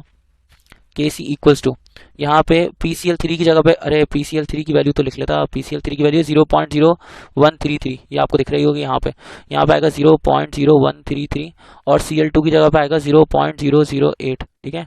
इस तरह PCl5 की जगह पे नीचे क्या आएगा, PCl5 की जगह पे आएगा 0.00368, ये इसकी कॉन्सेंट्रेशन आ गई। अब Kc इक्वल्स टू, आइए सर चेक करते हैं, ये देखो 0.0133 और इसको मल्टीप्लाई करवा दें 0.008 से, 008 से मल्टीप्लाई करवाया। अब जो आंसर आएगा इस आंसर को डिवाइड करवा दें 0.00368 से, आप करते हैं डिवाइड, तो यहाँ पे हमारे पास आंसर आ जाएगा 0.029, Kc की वैल्यू आ जाएगी 0.029, ये हमारे पास Kc की वैल्यू आ गई है स्टूडेंट, ये इसका आंसर है। होप यू करता आंसर। अब देखें, अब कौन से ईयर तक मैंने सॉल्व करवा दिया है, मैंने आपको 2017 भी सॉल्व करवा दिया, 2018 भी सॉल्व करवा दिया, 2019 भी सॉल्व करवा दिया, 2021 भी, 2022 भी, सारे ईयर मैंने आपको इन सारे ईयर के न्यूमेरिकल सॉल्व करवा दिए हैं। 2017 जो है ना, ये मैंने अगेन दूसरी मरतबा लिख लिया है, दोबारा डबल टैप कर दिया मैंने, 2017 ये हो चुका है, सही ना। ये वाला आप देखेंगे न्यूमेरिकल मैंने करवा दिया, अभी करवाया, इसकी किसी की वैल्यू आई 0.29। 2017 के बाद आते हैं किसी और ईयर पे आते हैं, 2017 के बाद आते हैं स्टूडेंट्स हम, एक सेकंड, 2017 के बाद आते हैं हम यहाँ पे 2016 पे, ठीक है। 2016 के अंदर क्या कह रहे हैं, 2016 के अंदर बोल रहे हैं फॉर द रिएक्शन, हमारे पास एक रिएक्शन है N2 + 3H2, लिख लेता हूँ, यहाँ पर एक रिएक्शन है हमारे पास N2 + 3H2, आगे जाके ये कन्वर्ट हो रहा है किस चीज़ के अंदर, 2NH3 के अंदर कन्वर्ट हो रहा है, ये रिएक्शन हमारे पास गिवन है 2016 के अंदर। बोलना है द इक्विलिब्रियम मिक्सचर कंटेन, यानी जितनी भी बात की जाएगी वो सारी इक्विलिब्रियम पे बात की जाएगी, यानी कि हर चीज़ हमें इक्विलिब्रियम पे गिवन है ऑलरेडी, कुछ भी नहीं करना। इक्विलिब्रियम मिक्सचर के अंदर बता रहे 0.25 मोलर है नाइट्रोजन, यहाँ पे लिख लेता हूँ, नाइट्रोजन हमारे पास है 0.25 मोलर, और हमारे पास हाइड्रोजन है कितना, हाइड्रोजन है 0.15, हाइड्रोजन है 0.15 मोलर, 25 डिग्री सेल्सियस पे टेम्परेचर, कुछ करना नहीं है। कॉन्सेंट्रेशन फाइंड आउट करनी है NH3 की, NH3 की कॉन्सेंट्रेशन को फाइंड आउट करना है, इसको मैं NH3 की कॉन्सेंट्रेशन कहूँगा, इसको मैं क्वेश्चन मार्क कर देता हूँ कि नाम देना है। वॉल्यूम जो है वो है 1 डेसीमीटर क्यूब कंटेनर का, तो अगर सबको 1 से डिवाइड करोगे तो वही आंसर आएगा 0.25, और यहाँ पे 0.15, तो इसलिए 1 से डिवाइड करके कोई फायदा होगा नहीं। और Kc की वैल्यू गिवन है 9.6, Kc गिवन है 9.6, हमने क्या करना है, कॉन्सेंट्रेशन ऑफ NH3 निकालनी है। आसान तरीन न्यूमेरिकल है, कैसे सॉल्व करेंगे। फॉर्मूला क्या होता है, सबसे पहले तो ये समझ लो भैया, फॉर्मूला हमारे पास Kc निकालने का होता है, Kc equals to concentration of products की कॉन्सेंट्रेशन डिवाइडेड बाय रिएक्टेंट्स की कॉन्सेंट्रेशन, ये हमारे पास फॉर्मूला है। प्रोडक्ट की जगह पे हम NH3 पुट करेंगे तो ये क्या हो जाएगा, NH3 का होल स्क्वायर, नीचे डिवाइड बाय रिएक्टेंट की जगह पे लिखेंगे N2, और साथ में ये H2 है तो यहाँ पे लिखेंगे H2 का होल क्यूब। अब यहाँ पे NH3 की वैल्यू पुट करें, NH3 तो हमें मालूम करना है ना, तो एक काम करते हैं, इसको हम तमीज़ से करते हैं, बिल्कुल तमीज़ के साथ में। Kc इक्वल्स टू यहाँ पे लिख लेते हैं NH3 का होल स्क्वायर, नीचे डिवाइड में क्या लिखेंगे N2, और साथ में यहाँ पे लिखेंगे H2 का होल क्यूब। अब यहाँ पे वैल्यू पुट करते हैं, एक वैल्यू पुट करते हैं। Kc की वैल्यू कितनी है, Kc की वैल्यू है 9.6, स्टूडेंट यहाँ पे वैल्यू पुट कर लें, Kc की वैल्यू है 9.6 इक्वल्स टू NH3 की जगह बस वैल्यू पुट करें, NH3 की वैल्यू कितनी है, NH3 तो हमने कॉन्सेंट्रेशन निकालनी है, तो NH3 अपनी जगह पे ऊपर आ जाएगा स्क्वायर, N2 की जगह पे आएगा 0.25, N2 की जगह पे आएगा 0.25, H2 की जगह पे आएगा 0.15 का होल क्यूब, ठीक है। अब यहाँ पर ये सारी वैल्यूज डिवाइड में है, ये दूसरी साइड पे जाके हो जाएंगे मल्टीप्लाई, ये दूसरी साइड पर जाके हो जाएंगे मल्टीप्लाई, यानी कि यहाँ पे आएगा 9.6 मल्टीप्लाई बाय 0.25 मल्टीप्लाई बाय 0.15 का होल क्यूब, और यहाँ पर आ गया NH3 का होल स्क्वायर, ठीक है। इन सबको सॉल्व करते हैं, तो देखें यहाँ पे अगर मैं सॉल्व करता हूँ तो इन सबको सॉल्व करने में मेरे पास आंसर आ रहा है 0.0081, ये हमारे पास NH3 के होल स्क्वायर की वैल्यू आ रही है। अब मैं दोनों साइड पे रूट ले लूँगा, जैसे मैंने यहाँ पर रूट लिया और मैंने यहाँ पर भी रूट लिया, तो मैं इस वैल्यू का रूट निकालूंगा तो √0.0081, एक सेकंड, √0.00 साथ में लिख लिया 81, तो हमारे पास आंसर आ रहा है 0.09, यहाँ पे स्क्वायर से रूट हो गया कैंसिल। तो NH3 की कॉन्सेंट्रेशन क्या आ रही है, NH3 की कॉन्सेंट्रेशन आ रही है 0.09 मोल्स पर डेसीमीटर क्यूब, ये हमने NH3 की कॉन्सेंट्रेशन निकाल ली है दोस्तों। तो बात यह है कि हमने 2016 का जो न्यूमेरिकल है, 2016 में जो न्यूमेरिकल आया है 2016 वाला न्यूमेरिकल भी हमने निपटा दिया है।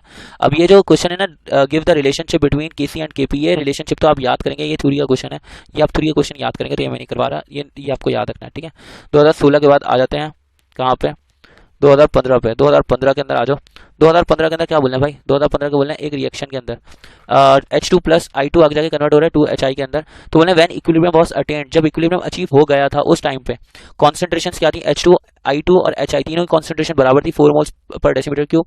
हमने क्या निकालना है, हमने इक्विलिब्रियम कांस्टेंट निकालना है और इनिशियल कॉन्सेंट्रेशन निकालनी है H2 की और I2 की। बहुत ज़बरदस्त, तो आते हैं ज़रा स्टार्ट करते हैं इस न्यूमेरिकल को, एक सेकंड। यहाँ पे कैसे करेंगे स्टूडेंट, सबसे पहले तो मैं एक काम कर लेता हूँ, यहाँ पे इक्वेशन लिख लेता हूँ। यहाँ पे गिवन है हमें H2 प्लस I2 आगे जाके कन्वर्ट हो रहा है किस चीज़ के अंदर, H2 प्लस I2 आगे जाके कन्वर्ट हो रहा है 2HI के अंदर। अब हमें इक्विलिब्रियम कॉन्सेंट्रेशन गिवन है, यानी कि सब कुछ इक्विलिब्रियम पे गिवन है, इक्विलिब्रियम पे सारा कुछ गिवन है। इक्विलिब्रियम पे H2 की वैल्यू कितनी है, I2 की वैल्यू कितनी है और HI की वैल्यू कितनी है, तीनों की वैल्यू है 4 4 4। यहाँ पे आ गया 4, यहाँ पे आएगा 4, यहाँ पे आ गया 4। हमने क्या निकालना है, हमने इक्विलिब्रियम कांस्टेंट Kc निकालना है। तो मैं लिख लेता हूँ कि हमने Kc फाइंड आउट करना है। अब फाइंड आउट करने के लिए, Kc फाइंड आउट करने के लिए सबसे पहले तो मैं यहाँ पे लिख लेता हूँ फॉर्मूला। फॉर्मूला क्या हो जाएगा, Kc निकालने का फॉर्मूला है concentration of product, concentration of products divided by concentration of reactants. ये हमारे पास Kc निकालने का फॉर्मूला है।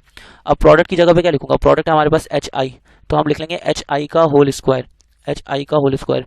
रिएक्टेंट की जगह पर लिखेंगे H2 और साथ में क्या लिखेंगे I2। अब यहाँ पर स्टूडेंट्स हम क्या करेंगे, यहाँ पर HI की जगह पे उसकी वैल्यू पुट करते हैं। HI की वैल्यू कितनी है, HI की वैल्यू है 4, तो ये हो जाएगा 4 का स्क्वायर। H2 की जगह पे लिखेंगे 4 और I2 की जगह पे लिखेंगे 4, तो ये 4 का स्क्वायर हो जाएगा 16, नीचे 4 4 16, Kc की वैल्यू आ जाएगी 1। तो हमारे पास स्टूडेंट्स यहाँ पर Kc की वैल्यू 1 निकल आई है। अब आगे बढ़ते हैं, एक चीज़ और यहाँ पर एक चीज़ और लेकर चलते हैं। वो चीज़ क्या है, Kc की वैल्यू तो हमने 1 निकाल ली है, Kc की वैल्यू निकाल ली हमने 1। अब हमने इनिशियल कॉन्सेंट्रेशन निकालनी है किस चीज़ की, H2 की और I2 की। इनिशियल कॉन्सेंट्रेशन हमने निकालनी है, initial concentration of H2 and I2। ये कैसे निकालेंगे जरा इसको भी देखते हैं। हमारे पास इक्वेशन है H2 प्लस I2 आगे जाके कन्वर्ट हो रहा है 2HI के अंदर, सही ना, ये इसकी इनिशियल कॉन्सेंट्रेशन है। अब यहाँ पर हम क्या करेंगे स्टूडेंट्स, यहाँ पर H2 की जगह पे क्या लिखेंगे, H2 की जगह पे फिलहाल हम करेंगे क्या कि H2 की इनिशियल कॉन्सेंट्रेशन में निकालनी है ना, इनिशियल कॉन्सेंट्रेशन H2 की इनिशियल कॉन्सेंट्रेशन को हम सपोज कर लेते हैं A। I2 की भी इनिशियल कॉन्सेंट्रेशन को हम अज्यूम कर लेते हैं कि I2 की भी इनिशियल कॉन्सेंट्रेशन है A के बराबर। और HI की जो इनिशियल कॉन्सेंट्रेशन होगी वो होगी 0, ये तो इनिशियल कॉन्सेंट्रेशन है। अब लेकिन इक्विलिब्रियम पे क्या होगा, देखो हमने अगर A की वैल्यू निकाल ली, अगर A की वैल्यू निकाल ली तो हमारा काम सॉर्ट हो गया। A की वैल्यू पता लग गई तो हमें ये पता लग गया कि दोनों इनिशियल पे कितने कितने थे। लेकिन इक्विलिब्रियम पे कितना होगा, इक्विलिब्रियम पे होगा ये कि स्टूडेंट, इक्विलिब्रियम पे होगा ये कि H2 में से कुछ माइनस होगा, यानी कि A में से मान लेते हैं x माइनस होगा। अगर A में से x माइनस होगा तो I2 भी A में से x माइनस होगा। कितने x माइनस हुए, 2x माइनस हुए, तो HI में कितने x प्लस हो जाएंगे, 2x प्लस हो जाएंगे। ठीक है, अब बात यह है कि हमें इक्विलिब्रियम की कॉन्सेंट्रेशंस पता है।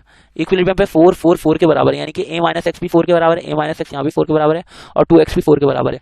तो हम यहाँ से क्या कर सकते हैं, 2x में से x की वैल्यू निकाल सकते हैं, हो जाएगा 2x equal to 4, x equal to 4/2 और x equal to 4 divide by 2 हो जाएगा 2, यानी x की वैल्यू आ गई 2। अब यहाँ पे क्या करेंगे, a माइनस एक्स को 4 के बराबर रख लें, क्योंकि ये a माइनस एक्स 4 के बराबर हो गया। हमें a की वैल्यू पता करनी है, a पता लग गया तो H2 की इनिशियल कॉन्सेंट्रेशन पता लग जाएगी। अब a अपनी जगह पे माइनस एक्स की यहाँ पे लिख लें 2 इक्वल टू 4, माइनस 2 जाकर हो जाएगा प्लस का 2, तो हो जाएगा 4 प्लस 2, 4 प्लस 2 हो जाएगा 6, यानी a की वैल्यू आ गई 6। तो मैं यहाँ पे लिख सकता हूँ स्टूडेंट्स, यहाँ पे क्या लिख सकता हूँ, मैं यहाँ पे लिख सकता हूँ कि H2 और इक्वल्स टू I2 दोनों की इनिशियल कॉन्सेंट्रेशन थी 6 मोल्स पर डेसीमीटर क्यूब, ये इनकी इनिशियल कॉन्सेंट्रेशन थी। इसको बॉक्स के अंदर कर देता हूँ, ये हमारा आंसर है। अच्छा अब देखें, एक तो ये सवाल मैंने करवा दिया। अब इसके बाद अगला सवाल क्या बोल रहे हैं, यहाँ पे सवाल बोल रहे हैं कि what is the ionic concentration of Ag plus and CrO4-2। हमें आयोनिक कॉन्सेंट्रेशन Ag प्लस की निकालनी है और CrO4-2 की आयोनिक कॉन्सेंट्रेशन निकालनी है। हमारे पास एक सोल्यूशन है Ag2CrO4 का, KSP गिवन है हमें, Ag2CrO4 की KSP गिवन है 1.9 एक्सपोनेंट -12। सबसे पहले इस क्वेश्चन का डेटा बना देता हूँ, यहाँ पे करता हूँ, ये क्वेश्चन जगह थोड़ी कम है। तो हमारे पास KSP कितनी गिवन थी, KSP ऑफ Ag2CrO4 हमें इसकी कॉन्सेंट्रेशन कितनी गिवन थी, इसकी KSP की वैल्यू गिवन थी 1.9 एक्सपोनेंट -12। ठीक है, इसकी KSP की वैल्यू थोड़ा ऊपर करना पड़ेगा मुझे। अरे आओ ना भाई साहब, आओ यहाँ पे आ जाओ, यहाँ पे डेटा के अंदर लिख रहा हूँ सब कुछ, ठीक है ना।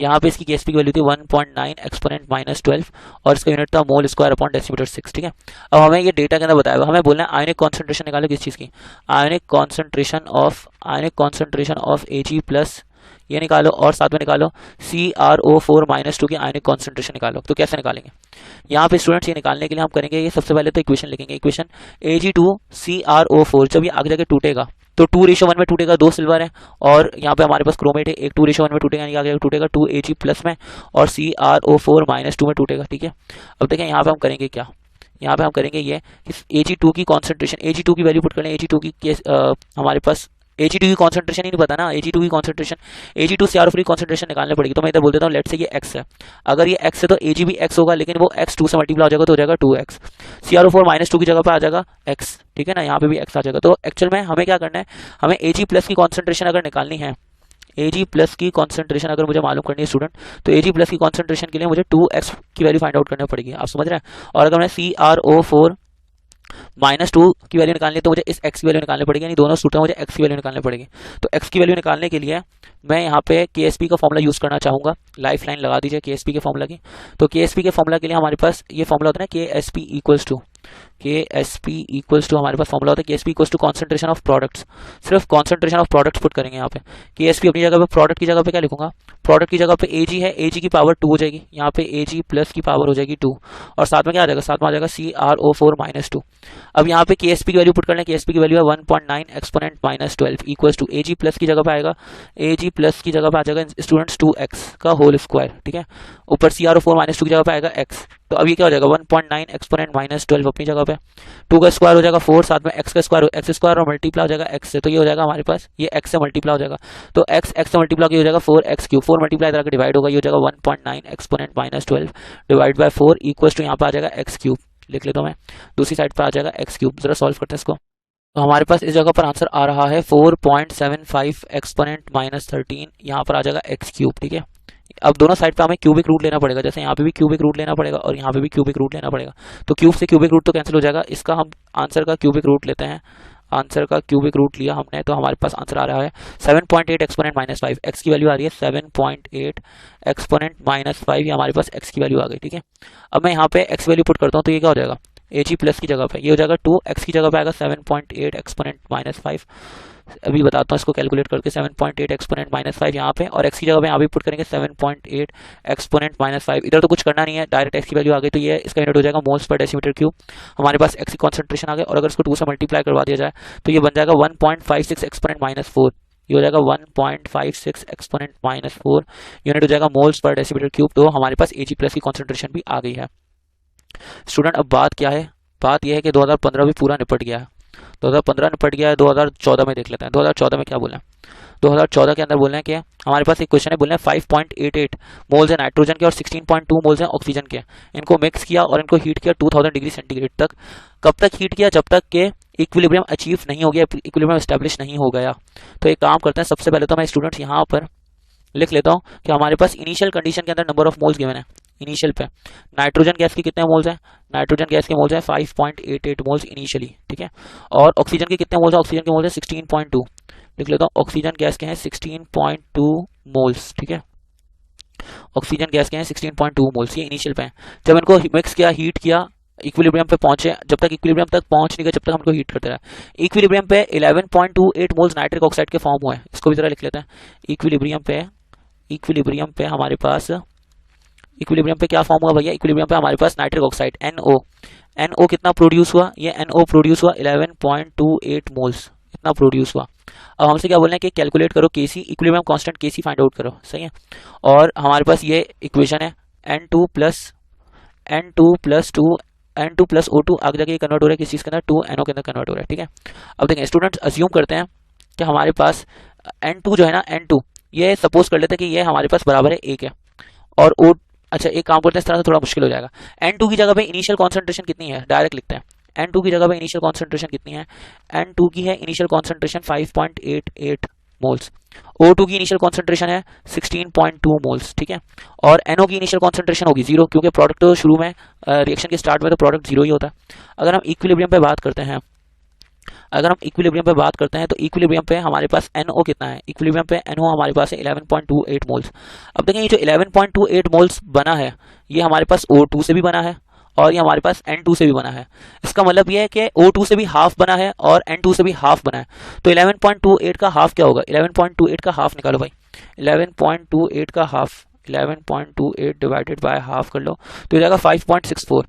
यहाँ पर आंसर आएगा 5.64। इसका मतलब ये 5.64 मोल्स जो है वो हमारे पास O2 में से कम हुआ है, 5.64 मोल्स हमारे पास N2 में से कम होंगे, क्योंकि रिएक्टेंट दोनों में से आधा आधा कम होगा, दोनों रिएक्टेंट में से आधा आधा कम होगा। तो 5.88 में से हम 5.64 माइनस करेंगे, क्योंकि ये 5.64 बेसिकली ये प्रोडक्ट के अंदर कन्वर्ट हो रहा है। इस तरह 16.2 में से भी हम क्या माइनस करेंगे, 5.64 माइनस करेंगे, क्योंकि ये भी प्रोडक्ट के अंदर कन्वर्ट हो रहा है। अब देखें, तो यहाँ पे लिख लेता हूँ मैं, हमारे पास N2 इक्विलिब्रियम में कितना बचेगा, 5.88 माइनस 5.64 करेंगे, हमारे पास इक्विलिब्रियम पे ये बच जाएगा 0.24। और इस तरह से अगर हम आगे देखते हैं 16.2 में से माइनस करवा दें 5.64 को, तो हमारे पास ये भी आंसर आएगा 10.56, समझ रहे हैं आप। तो अब यहाँ पर हो क्या रहा है स्टूडेंट्स, हमने इक्विलिब्रियम पे कॉन्सेंट्रेशन निकाली है, N2 की इक्विलिब्रियम वाली कॉन्सेंट्रेशन है 0.24, O2 की इक्विलिब्रियम वाली कॉन्सेंट्रेशन है 10.56, NO की इक्विलिब्रियम वाली कॉन्सेंट्रेशन है 11.28। सही है। अब देखें हम यहाँ पे Kc का फॉर्मूला निकालते हैं। Kc का फॉर्मूला कैसे निकालेंगे? Kc equals to concentration of product divide by reactant. तो प्रोडक्ट है NO, तो यहाँ पे हो जाएगा NO का होल स्क्वायर डायरेक्ट, नीचे रिएक्टेंट की जगह पे आएगा N2 और साथ में क्या आ जाएगा O2। अब देखें NO की जगह पे क्या पुट करेंगे? NO की जगह पे आएगा 11.28 का होल स्क्वायर, नीचे डिवाइड में N2 की जगह पे क्या आएगा? N2 की जगह पे आएगा 0.24 और O2 की जगह पे आएगा 10.56। ठीक है। अब यहाँ पे क्या हो जाएगा? यहाँ पे 11.28 का स्क्वायर चेक करते हैं। 11.28 का स्क्वायर हमने चेक किया, डिवाइडेड बाय ब्रैकेट में क्या लिखेंगे? 0.24 मल्टीप्लाई बाय 10.56। ठीक है। तो हमारे पास 10.56 से सॉल्व करने के बाद हमारे पास केसी की वैल्यू आ गई है 50.2। केसी आ रहा है यहाँ पे स्टूडेंट्स 50.2, ये हमारी केसी की वैल्यू निकल गई है। मैं आपको एक चीज़ बता देता हूँ, इस वक्त ना 7:40 हो रहे हैं सुबह के, मेरी हालत ख़राब है नींद से। अब देखें यहाँ पर मैं आपको ये दिखाना चाह रहा हूँ भैया इक्विलिब्रियम। हमने ये जो सवाल है ऊपर वाला सवाल तो कर लिया 2014 का। अब एक सवाल है state the law of equilibrium, law of mass action बताना है आपको। Law of mass action he law of equilibrium कहलाता है और डेरिवेशन ऑफ केसी करनी है। ये हमारे पास है थ्योरी का क्वेश्चन, ये आप खुद से कर लेंगे। आगे बढ़ते हैं। 2013 हमारे पास निकल चुका है। 2013 बिल्कुल निकल चुका है। 2013 निकल चुका है। इसके अंदर केसी और केपी के दरमियान का जो रिलेशनशिप है ये आप खुद से लिखेंगे। ठीक है। अच्छा अब हमारे पास 2012 पे आ जाओ। 2012 के अंदर बोल रहे हैं कि इक्विलिब्रियम कांस्टेंट एक्सप्रेशन गिवन है। हमारे पास एक इक्वेशन गिवन है, ये KC equals to this this this this. हमने क्या करना है? इसके लिए इक्वेशन लिखनी है, इस रिएक्शन के लिए इक्वेशन लिखनी है। कैसे लिखेंगे? बहुत आसान है। ऊपर वाली जो है चीज़ है वो कहलाएगी प्रोडक्ट और नीचे वाली चीज़ है वो कहलाएगा रिएक्टेंट। तो आप रिएक्टेंट को पहले लिख लो, हमने तो जस्ट क्या लिखना है? इक्वेशन लिखनी है ना, इस रिएक्शन के लिए इक्वेशन लिखनी है, दैट्स इट। तो कैसे लिखेंगे? रिएक्टेंट है हमारे पास NH3 की पावर 4 है, तो यहाँ पे लिख लो 4NH3। जो हमारे पास पावर इसको बना दो कोफिशिएंट, और ये O2 की पावर 5 लिखा था, आप लिख दो इसको 5O2, यानी कि पावर को कोफिशिएंट बना दो तो हो जाएगा 4NH3 प्लस 5O2। आगे जाके क्या होगा? ये प्रोडक्ट की जगह पे लिखा हुआ है NO की पावर 4, तो आप लिख दो 4NO प्लस H2 की पावर 6 लिखा होता है, आप यहाँ पे लिख लो 6H2O। ये बन गई इक्वेशन, यानी कि बड़े सुकून से इक्वेशन बन गया है। रिएक्टेंट पहले प्रोडक्ट बाद में, जो पावर है उसको आपने वापसी कोफिशिएंट बना दिया।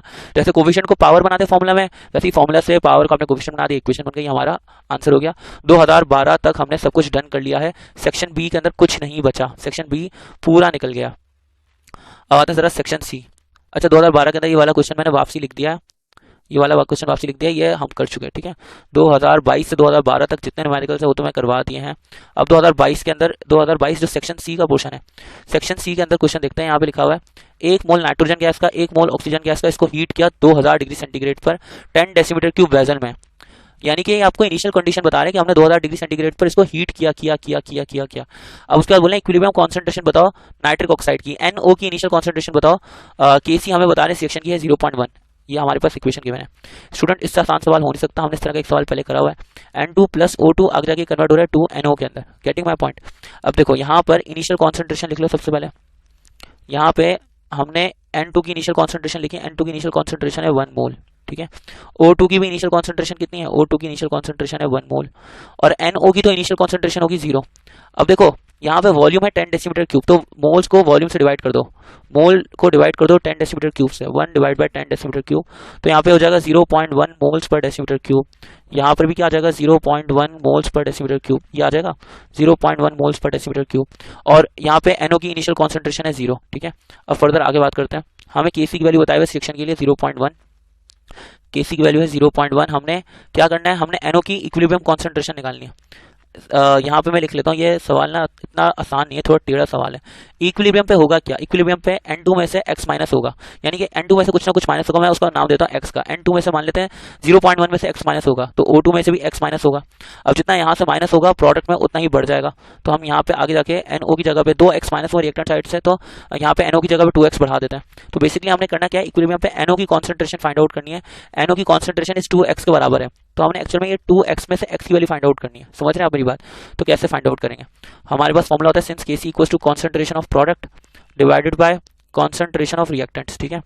अब यहाँ पर स्टूडेंट्स हम करेंगे ये Kc की वैल्यू पुट करेंगे। Kc की वैल्यू है 0.1, अभी नहीं पुट करते, थोड़ी देर बाद। Kc अपनी जगह पे, प्रोडक्ट की जगह पे लिख लो अब NO, तो NO का कोफिशिएंट था 2, पावर बन जाएगा वो इधर आके, रिएक्टेंट की जगह पे आएगा N2 और O2। ठीक है। Kc की वैल्यू पुट कर लो। Kc की वैल्यू कितनी है? Kc की वैल्यू है 0.1 इक्वल्स टू NO की जगह पर उसकी वैल्यू पुट करो। NO की वैल्यू कितनी है? NO की जगह पे आएगा 2x का होल स्क्वायर, नीचे डिवाइड में N2 की जगह पे आएगा 0.1 माइनस x, ये रहा 0.1 माइनस एक्स, और O2 की जगह पे भी आएगा 0.1 माइनस एक्स। ठीक है, अब देखें यहाँ पे हमने ये पुट किया, अब होगा क्या, ये थोड़ा सा नीचे चलना पड़ेगा हमें। 0.1 ये तो अपनी जगह पर रहेगा, ये वाला 0.1 अपनी जगह पर रहेगा, ये 0.1 माइनस एक्स, 0.1 माइनस एक्स ये जो है वो मल्टीप्लाई के होल स्क्वायर हो रहा है, वो डिवाइड में थे, सॉरी डिवाइड में थे, इधर आके हो जाएगा मल्टीप्लाई में और होल स्क्वायर हो जाएगा 0.1 माइनस एक्स का होल स्क्वायर। दूसरी साइड पे क्या लिखा है, दूसरी साइड पे लिखा है स्टूडेंट्स 2x का होल स्क्वायर। हमने तो x की वैल्यू निकालनी है ना, तो दोनों साइड पे हम ले लेंगे रूट, यहाँ पर भी रूट लेंगे और यहाँ पर भी रूट लेंगे, इधर तो स्क्वायर रूट हो गया कैंसिल, यहाँ पे बचेगा 2x। अब यहाँ पे 0.1 माइनस एक्स का स्क्वायर रूट कैंसिल हो जाएगा, तो ये हो जाएगा 0.1 माइनस एक्स, लेकिन 0.1 का रूट तो लेना ही पड़ेगा ना, तो कर लेता हूँ 0.1 का रूट ले लिया, एक सेकंड, अंडर रूट 0.1, तो यहाँ से आएगा 0.316, 0.316 को 0.1 से मल्टीप्लाई कर लो, 0.316 को मल्टीप्लाई कर लो 0.1 से, तो ये हो जाएगा 0.0316 माइनस 0.316 को x से मल्टीप्लाई करेंगे हो जाएगा 0.316 x, सही ना, माइनस 0.316 x, इधर लिखा है 2x, 2x अपनी जगह पे रहेगा, माइनस वाली वैल्यू उधर जाकर हो जाएगी प्लस में, तो 2x प्लस 0.316 x, इन दोनों को ऐड कर लेंगे, हो जाएगा 2.316, साथ में आ जाएगा x, यहाँ पे क्या बच जाएगा, इस साइड पे बच जाएगा सिर्फ 0.0316 बच जाएगा, 0.0316 अपनी जगह पर है, ये 2.316 इधर लाकर डिवाइड करवा दे, 0.0316 डिवाइडेड बाय 2.316 इक्वल्स टू इस साइड पे आ गया x, तो डिवाइडेड बाय 2.316 करेंगे कैलकुलेटर में, तो हमारे पास x की वैल्यू आ जाएगी, x की वैल्यू आ जाएगी 0.013, x की वैल्यू आ गई 0.013। अगर अब ये x की वैल्यू उठा के इधर पुट करेंगे, इधर पुट करेंगे तो NO की वैल्यू निकल आएगी, इधर पुट करेंगे तो हमारे पास O2 की वैल्यू निकल आएगी, इधर पुट करेंगे x की जगह पे तो हमारे पास सॉरी यहाँ पे N2 की वैल्यू निकलेगी और यहाँ पे NO की वैल्यू निकल आएगी। तो उन्होंने सिर्फ NO की पूछी तो मैं सिर्फ NO की निकाल लूँ कि NO की इक्विलिब्रियम कॉन्सेंट्रेशन निकालनी है, तो हम क्या करेंगे 2x लिखेंगे, 2 अपनी जगह पे x की जगह पे लिखेंगे 0.013, इसको मल्टीप्लाई करेंगे तो क्या हो जाएगा 0.013 मल्टीप्लाई बाय 2, ये हो जाएगा 0.027, 0.027, साथ में इसका यूनिट हो जाएगा मोल्स पर डेसीमीटर क्यूब। ये NO की कॉन्सेंट्रेशन निकल आई है, ये हमारा आंसर है। Hope you get the answer. अब आगे बढ़ते हैं 2021 के 2022 का हो गया ना, 2021 के अंदर देखो 2021 के अंदर लॉ ऑफ मास एक्शन और डेरिवेशन ऑफ केसी और ये predict the extent of reaction, ये सब थ्योरी का क्वेश्चन है, ये आप याद कर लेंगे। ठीक है, अब ये 2019 का सवाल पे आता हूँ मैं, 2018 के सवाल पे भी आता हूँ, 2017 का जो सवाल है 2017 के सवाल पे भी आता हूँ स्टूडेंट्स। 2016 का सवाल देख लो पहले, 2016 के सवाल पे क्या बोल रहे हैं, state and explain the law of mass action derive the expression of KC for the reversible reaction. ये आप क्या करोगे, ये आप जो है खुद से थ्योरी का क्वेश्चन है याद कर लोगे। नीचे आ जाओ 2013 का सवाल, 2013 में भी एक सवाल आया हुआ है भाई, देखो ये जो क्वेश्चन है ना, एक सेकंड, ये वाले क्वेश्चन कहाँ गए, 2013 वाला सवाल तो मैं करवा रहा हूँ, 2013 के बाद ये जो 2018 का सवाल है, 2018 का सवाल और 2018 के बाद जो है 2018 के बाद यहाँ पर है एक सवाल 2019 का, ये सवाल जो है सिर्फ ये दो सवाल मैं फर्दर और करवाऊंगा, मैं आपको एक सवाल नहीं करवाऊंगा, वो एक सवाल आप खुद से करना, वो एक सवाल कौन सा होगा, वो एक सवाल होगा 2017 का सवाल, वो खुद से कर लेना। ठीक है, मैं यहाँ पे आपको करवा देता हूँ, सबसे पहले तो 2013 का ये वाला सवाल करवा देता हूँ। 2013 का यहाँ पे बोल रहे हैं 2013 का बोल रहे हैं 3 मोल्स है H2 के, 4 मोल्स है I2 के, इनको हमने हीट किया और इनको बंद कर दिया, सील कर दिया एक ट्यूब के अंदर गिवन टेम्परेचर पे, जहाँ पे Kc की वैल्यू 50 है और वॉल्यूम जो है हमारे पास ट्यूब का वॉल्यूम है 1 डेसीमीटर क्यूब। हमें कॉम्पोजिशन ऑफ इक्विलिब्रियम, इक्विलिब्रियम पे क्या क्या चीज़ें पड़ी हुई होंगी, हमें उसकी कॉम्पोजिशन निकालनी है। स्टूडेंट मैं आपको एक काम कर रहा हूँ, देखें मैं आपको और नहीं करवा रहा, सिर्फ ये लास्ट न्यूमेरिकल करवा रहा हूँ, मेरी हालत जवाब दे गई है, आप यकीन करें इस टाइम पर हो रहा है 7:50 हो रहा है सुबह के, ये 7:50 हो रहा है और मैं सोया हुआ नहीं हूँ, मैं पूरी रात नहीं सोया हूँ और मैंने 11 बजे उठकर जाना है पढ़ाने के लिए, मेरे पास सिर्फ 3 घंटे सोने के लिए और ये मैंने वीडियोज़ के अंदर एडिट करके डालनी भी है अपलोड करने के लिए। मैं सिर्फ ये लास्ट न्यूमेरिकल करवा रहा हूँ, 2017, 2018, 2019 के जो सेक्शन सी के सवाल हैं ये फिर कभी करवा दूंगा, पार्ट 2 में करवा दूंगा, लेकिन अभी नहीं, अभी बस इतना ही, सही ना। 2013 बस मेरा लास्ट न्यूमेरिकल है, मेरी बस हो गई है, नहीं पढ़ाया जा रहा, बस थक गया मैं, सही है। तो मैं एक काम करता हूँ, जल्दी से ये हटाता हूँ यार, थक गया हूँ मैं भी, बहुत शदीद किस्म का थक गया हूँ, ये सब हटा देता हूँ जल्दी से। चलो अब आओ यहाँ पर, आओ यहाँ पर इस सवाल के अंदर देखते हैं। इस सवाल के अंदर आपको क्या बोल रहे हैं कि हमारे पास H2 के हैं 3 मोल्स और I2 के हैं 4 मोल्स और इनको हीट किया गया है एक सील ट्यूब के अंदर, यानी कि इनिशियल कंडीशन की बात हो रही है। हमारे पास H2 प्लस I2 आगे जाके ये कन्वर्ट हो रहा है किस चीज़ के अंदर, 2HI के अंदर कन्वर्ट हो रहा है और हमें बोला जा रहा है कि H2 के कितने मोल्स हैं, H2 के हैं 3 मोल्स इनिशियल कंडीशन पे, H2 के हैं 3 मोल्स और I2 के कितने मोल्स हैं, I2 के हैं 4 मोल्स। ठीक है, I2 के हैं 4 मोल्स। HI की जगह पे हमने लिख लिया HI की इनिशियल मोल्स तो 0 होंगे। अब हमें बोल रहे हैं कि जो ट्यूब का वॉल्यूम है वो 1 डेसीमीटर क्यूब है, इसको 1 से डिवाइड करो, इसको 1 से डिवाइड करो, इसको 1 से डिवाइड करो, सेम बात रहेगी, कोई फर्क नहीं पड़ेगा। KC की वैल्यू है 50। अब KC की वैल्यू जो है वो 50 है। हमें इक्विलिब्रियम कॉन्सेंट्रेशन यानी कि इक्विलिब्रियम पे क्या कॉम्पोजिशन होगी, इक्विलिब्रियम पे हर चीज़ कितनी पड़ी हुई होगी, कितनी बची हुई होगी, वो हमें फाइंड आउट करना है। तो अब हम कैसे करेंगे? इक्विलिब्रियम के लिए मैं यहाँ पे अज्यूम कर लेता हूँ, लेट से इक्विलिब्रियम पे किस तरह से होगा। इक्विलिब्रियम पे कुछ इस तरह से होगा कि स्टूडेंट्स 3 में से मान लो यहाँ पे x माइनस कर दिया हमने कि हमारे पास इक्विलिब्रियम तक पहुंचते पहुंचते इनिशियल कॉन्सेंट्रेशन में से कुछ कम हो जाएगा और रिएक्टेंट में वही चीज़ बढ़ जाएगी। जैसे यहाँ पे 3 में से x माइनस हुआ, यहाँ पे 4 में से x माइनस होगा, और जितने x माइनस हुआ उतने x प्लस हो जाएंगे HI वाली साइड पे, यानी प्रोडक्ट वाली साइड पे 2x प्लस हो जाएंगे। अब देखो KC निकालने का फॉर्मूला है concentration of product divided by concentration of reactant. ये हमारे पास KC निकालने का फॉर्मूला है, ठीक है। अब देखो KC निकालने के लिए मैं क्या करूँगा, KC निकालने के लिए स्टूडेंट्स KC अपनी जगह पे, प्रोडक्ट की जगह पे लिखूंगा HI का होल स्क्वायर, रिएक्टेंट की जगह पे लिखूंगा H2 और यहाँ पे क्या लिखूंगा I2, ठीक है।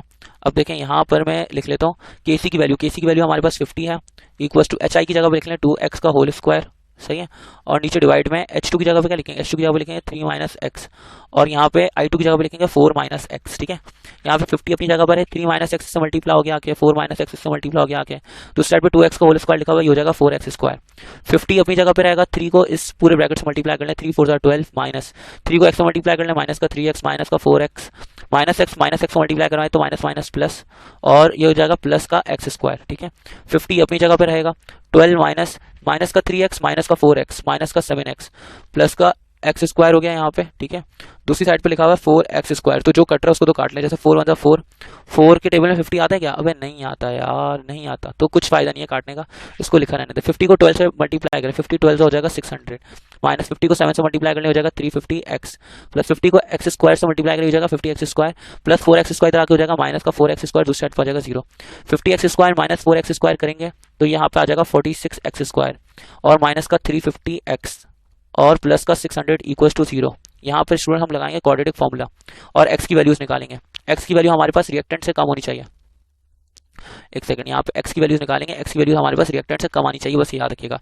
अब देखो यहाँ पे a की वैल्यू रख लेता हूँ 46, b की वैल्यू रख लेंगे माइनस का 350 और c की वैल्यू रख लेंगे 600, ठीक है। अब हमारे पास x निकालने का फॉर्मूला क्या है? x निकालने का फॉर्मूला हो जाएगा quadratic formula minus b plus minus under root b square minus का 4ac अपॉन 2a, ये फॉर्मूला सीधा। x इक्वल्स टू माइनस अपनी जगह पे b की जगह पे लिखा माइनस का 350 और ये हो जाएगा plus minus under root b के स्क्वायर की जगह लिखेंगे 350 का स्क्वायर माइनस का 4a की जगह पे लिखेंगे 46, c की जगह पे लिख लेंगे 600 और नीचे डिवाइड में क्या लिखेंगे, नीचे डिवाइड में लिखेंगे 2a की जगह पे 46। अब x इक्वल्स टू, इसको सॉल्व करते हैं। तो मैंने रूट वाली वैल्यू को सॉल्व किया है, प्लस माइनस यहाँ पे रूट वाली वैल्यू का आंसर आ रहा है 110, यहाँ पे हो जाएगा माइनस माइनस प्लस 350, नीचे डिवाइड में 2 मल्टीप्लाई बाय 46 करो भाई, 2 मल्टीप्लाई 46 का तो नीचे आ जाएगा 92। अब और नीचे चलते हैं तो हमारे पास x की वैल्यू कितनी आ जाएगी, x इक्वल्स टू एक मरतबा 350 प्लस 110 अपॉन 92 लिख लो भाई, और एक मरतबा x equals to 350 minus 110 upon 92 लिख लो, तो ये क्या हो जाएगा 356 प्लस 110। जो आंसर है उस आंसर को एक मरतबा डिवाइड करवा दें 92 से, तो हमारे पास एक जगह पर आंसर आ जाएगा, x की वैल्यू आ जाएगी 5.06 जो कि ग्रेटर है 3 से, यानी कि 3 हमारे पास रिएक्टेंट की वैल्यू है ना, तो ये इससे बड़ा है, तो ये तो सही आंसर हो नहीं सकता। दूसरी वाली चेक करते हैं, यहाँ पे लिखा हुआ है 350 माइनस 110, जो आंसर आएगा उस आंसर को डिवाइड करवा दें 92 से, तो हमारे पास आंसर आएगा 2.6। तो x की वैल्यू 2.6 जो है वो लेसर है, रिएक्टेंट की वैल्यू थी 3, उससे छोटी है, तो ये वाली वैल्यू सही होगी, ठीक है। अब x की वैल्यू हमारे पास ये 2.6 आ चुकी है, हमने इक्विलिब्रियम कॉन्सेंट्रेशन निकालनी है, x की वैल्यू 2.6 आ चुकी है। इक्विलिब्रियम कॉन्सेंट्रेशन कैसे निकालेंगे, हमारे पास आप ये समझ लें H2 बराबर है 3 माइनस एक्स के, I2 बराबर है किस चीज़ के 4 माइनस एक्स के, और HI बराबर है किस चीज़ के, HI बराबर है 2x के। यहाँ पे 3 अपनी जगह पे x की जगह पे 2.6 आएगा, 4 अपनी जगह पे x की जगह पे 2.6 और 2 अपनी जगह पे x की जगह पे 2.6। सॉल्व करो भाई, 2.6 मल्टीप्लाई बाय 2 करो सबसे पहले, तो ये हो जाएगा 5.21 मोल्स पर डेसीमीटर क्यूब। यहाँ पर हमारे पास HI की कॉन्सेंट्रेशन आ गई, कॉन्सेंट्रेशन को स्क्वायर ब्रैकेट से मेंशन करना, ये ऐसे डब्बे अच्छे वाले डब्बे बना लेना। 4 में से 2.6 को माइनस करो, 4 माइनस 2.6, तो यहाँ पे हमारे पास आंसर आएगा 1.4 और ऊपर आंसर आएगा 0.4 यूनिट हो जाएगा मोल्स पर डेसीमीटर क्यूब। तो यार बात ये है कि अब ना मेरी हो गई है हालत ख़राब। तो स्टूडेंट्स मैं वीडियो को यहाँ पर एंड करता हूँ। अगर आपको तो मेरी वीडियो पसंद आई तो मेरे चैनल को सब्सक्राइब कर देना। मैं आपको दिखा देता हूँ मेरा चैनल किस नाम से है, ये 3Ds अकेडमी, ये आप देख रहे होगे। एक सेकंड, कहाँ चलेगा भाई साहब, देखो ये मेरा चैनल है 3Ds अकेडमी के नाम से। अगर आपने ऑब्वियसली मेरी वीडियो देखी है तो आपको तो पता ही है मेरा चैनल 3Ds अकेडमी के नाम से है, लेकिन इसके अंदर मैं आपको एक काम की चीज़ बताता हूँ। देखो 3Ds अकेडमी पर आप आएंगे तो 3Ds अकेडमी जब आप खोलोगे चैनल, 3Ds अकेडमी खोलो, यहाँ पे वीडियोस में आओ, बल्कि मैं तो बोलता हूँ प्लेलिस्ट में आओ। प्लेलिस्ट में जब आप आओगे तो आपको भाई यहाँ पे ना ये एक वीडियो मिलेगी, first year chemistry chapter 7 chemical equilibrium. इसमें फर्स्ट ईयर केमिस्ट्री चैप्टर 7 जो हमारी टेक्स्ट बुक है ना, इसके सारे के सारे न्यूमेरिकल्स, एक टेक्स्ट बुक के सारे न्यूमेरिकल्स इस एक वीडियो के अंदर बताए हुए हैं। तो मैंने जो 3 न्यूमेरिकल्स छुड़वाए हैं, अगर आप उन 3 न्यूमेरिकल्स को ना भी करो और ये टेक्स्ट बुक के न्यूमेरिकल्स के अंदर से वो न्यूमेरिकल्स कर लो, उस टाइप के न्यूमेरिकल कर लो या टेक्स्ट बुक के न्यूमेरिकल्स कर लो, तो काफ़ी है, जा सकते हैं, कोई टेंशन वाली बात नहीं है। टेक्स्ट बुक के अंदर वो न्यूमेरिकल्स कवर हुए हुए हैं जो मैंने अभी छुड़वाए हैं, एक तरीके से उस जैसे न्यूमेरिकल आए हुए हैं, आप समझ जाओगे। ये फर्स्ट ईयर केमिस्ट्री चैप्टर 11 के न्यूमेरिकल्स की प्लेलिस्ट है, आप ये भी चेकआउट कर सकते हो। फर्स्ट ईयर केमिस्ट्री के पास पेपर की पूरी प्लेलिस्ट है जो कि अभी ऑन गोइंग चल रही है, ये आप पूरी चेकआउट कर सकते हो इसके अंदर, ठीक है। यहाँ पे मैं इसको मिटा देता हूँ।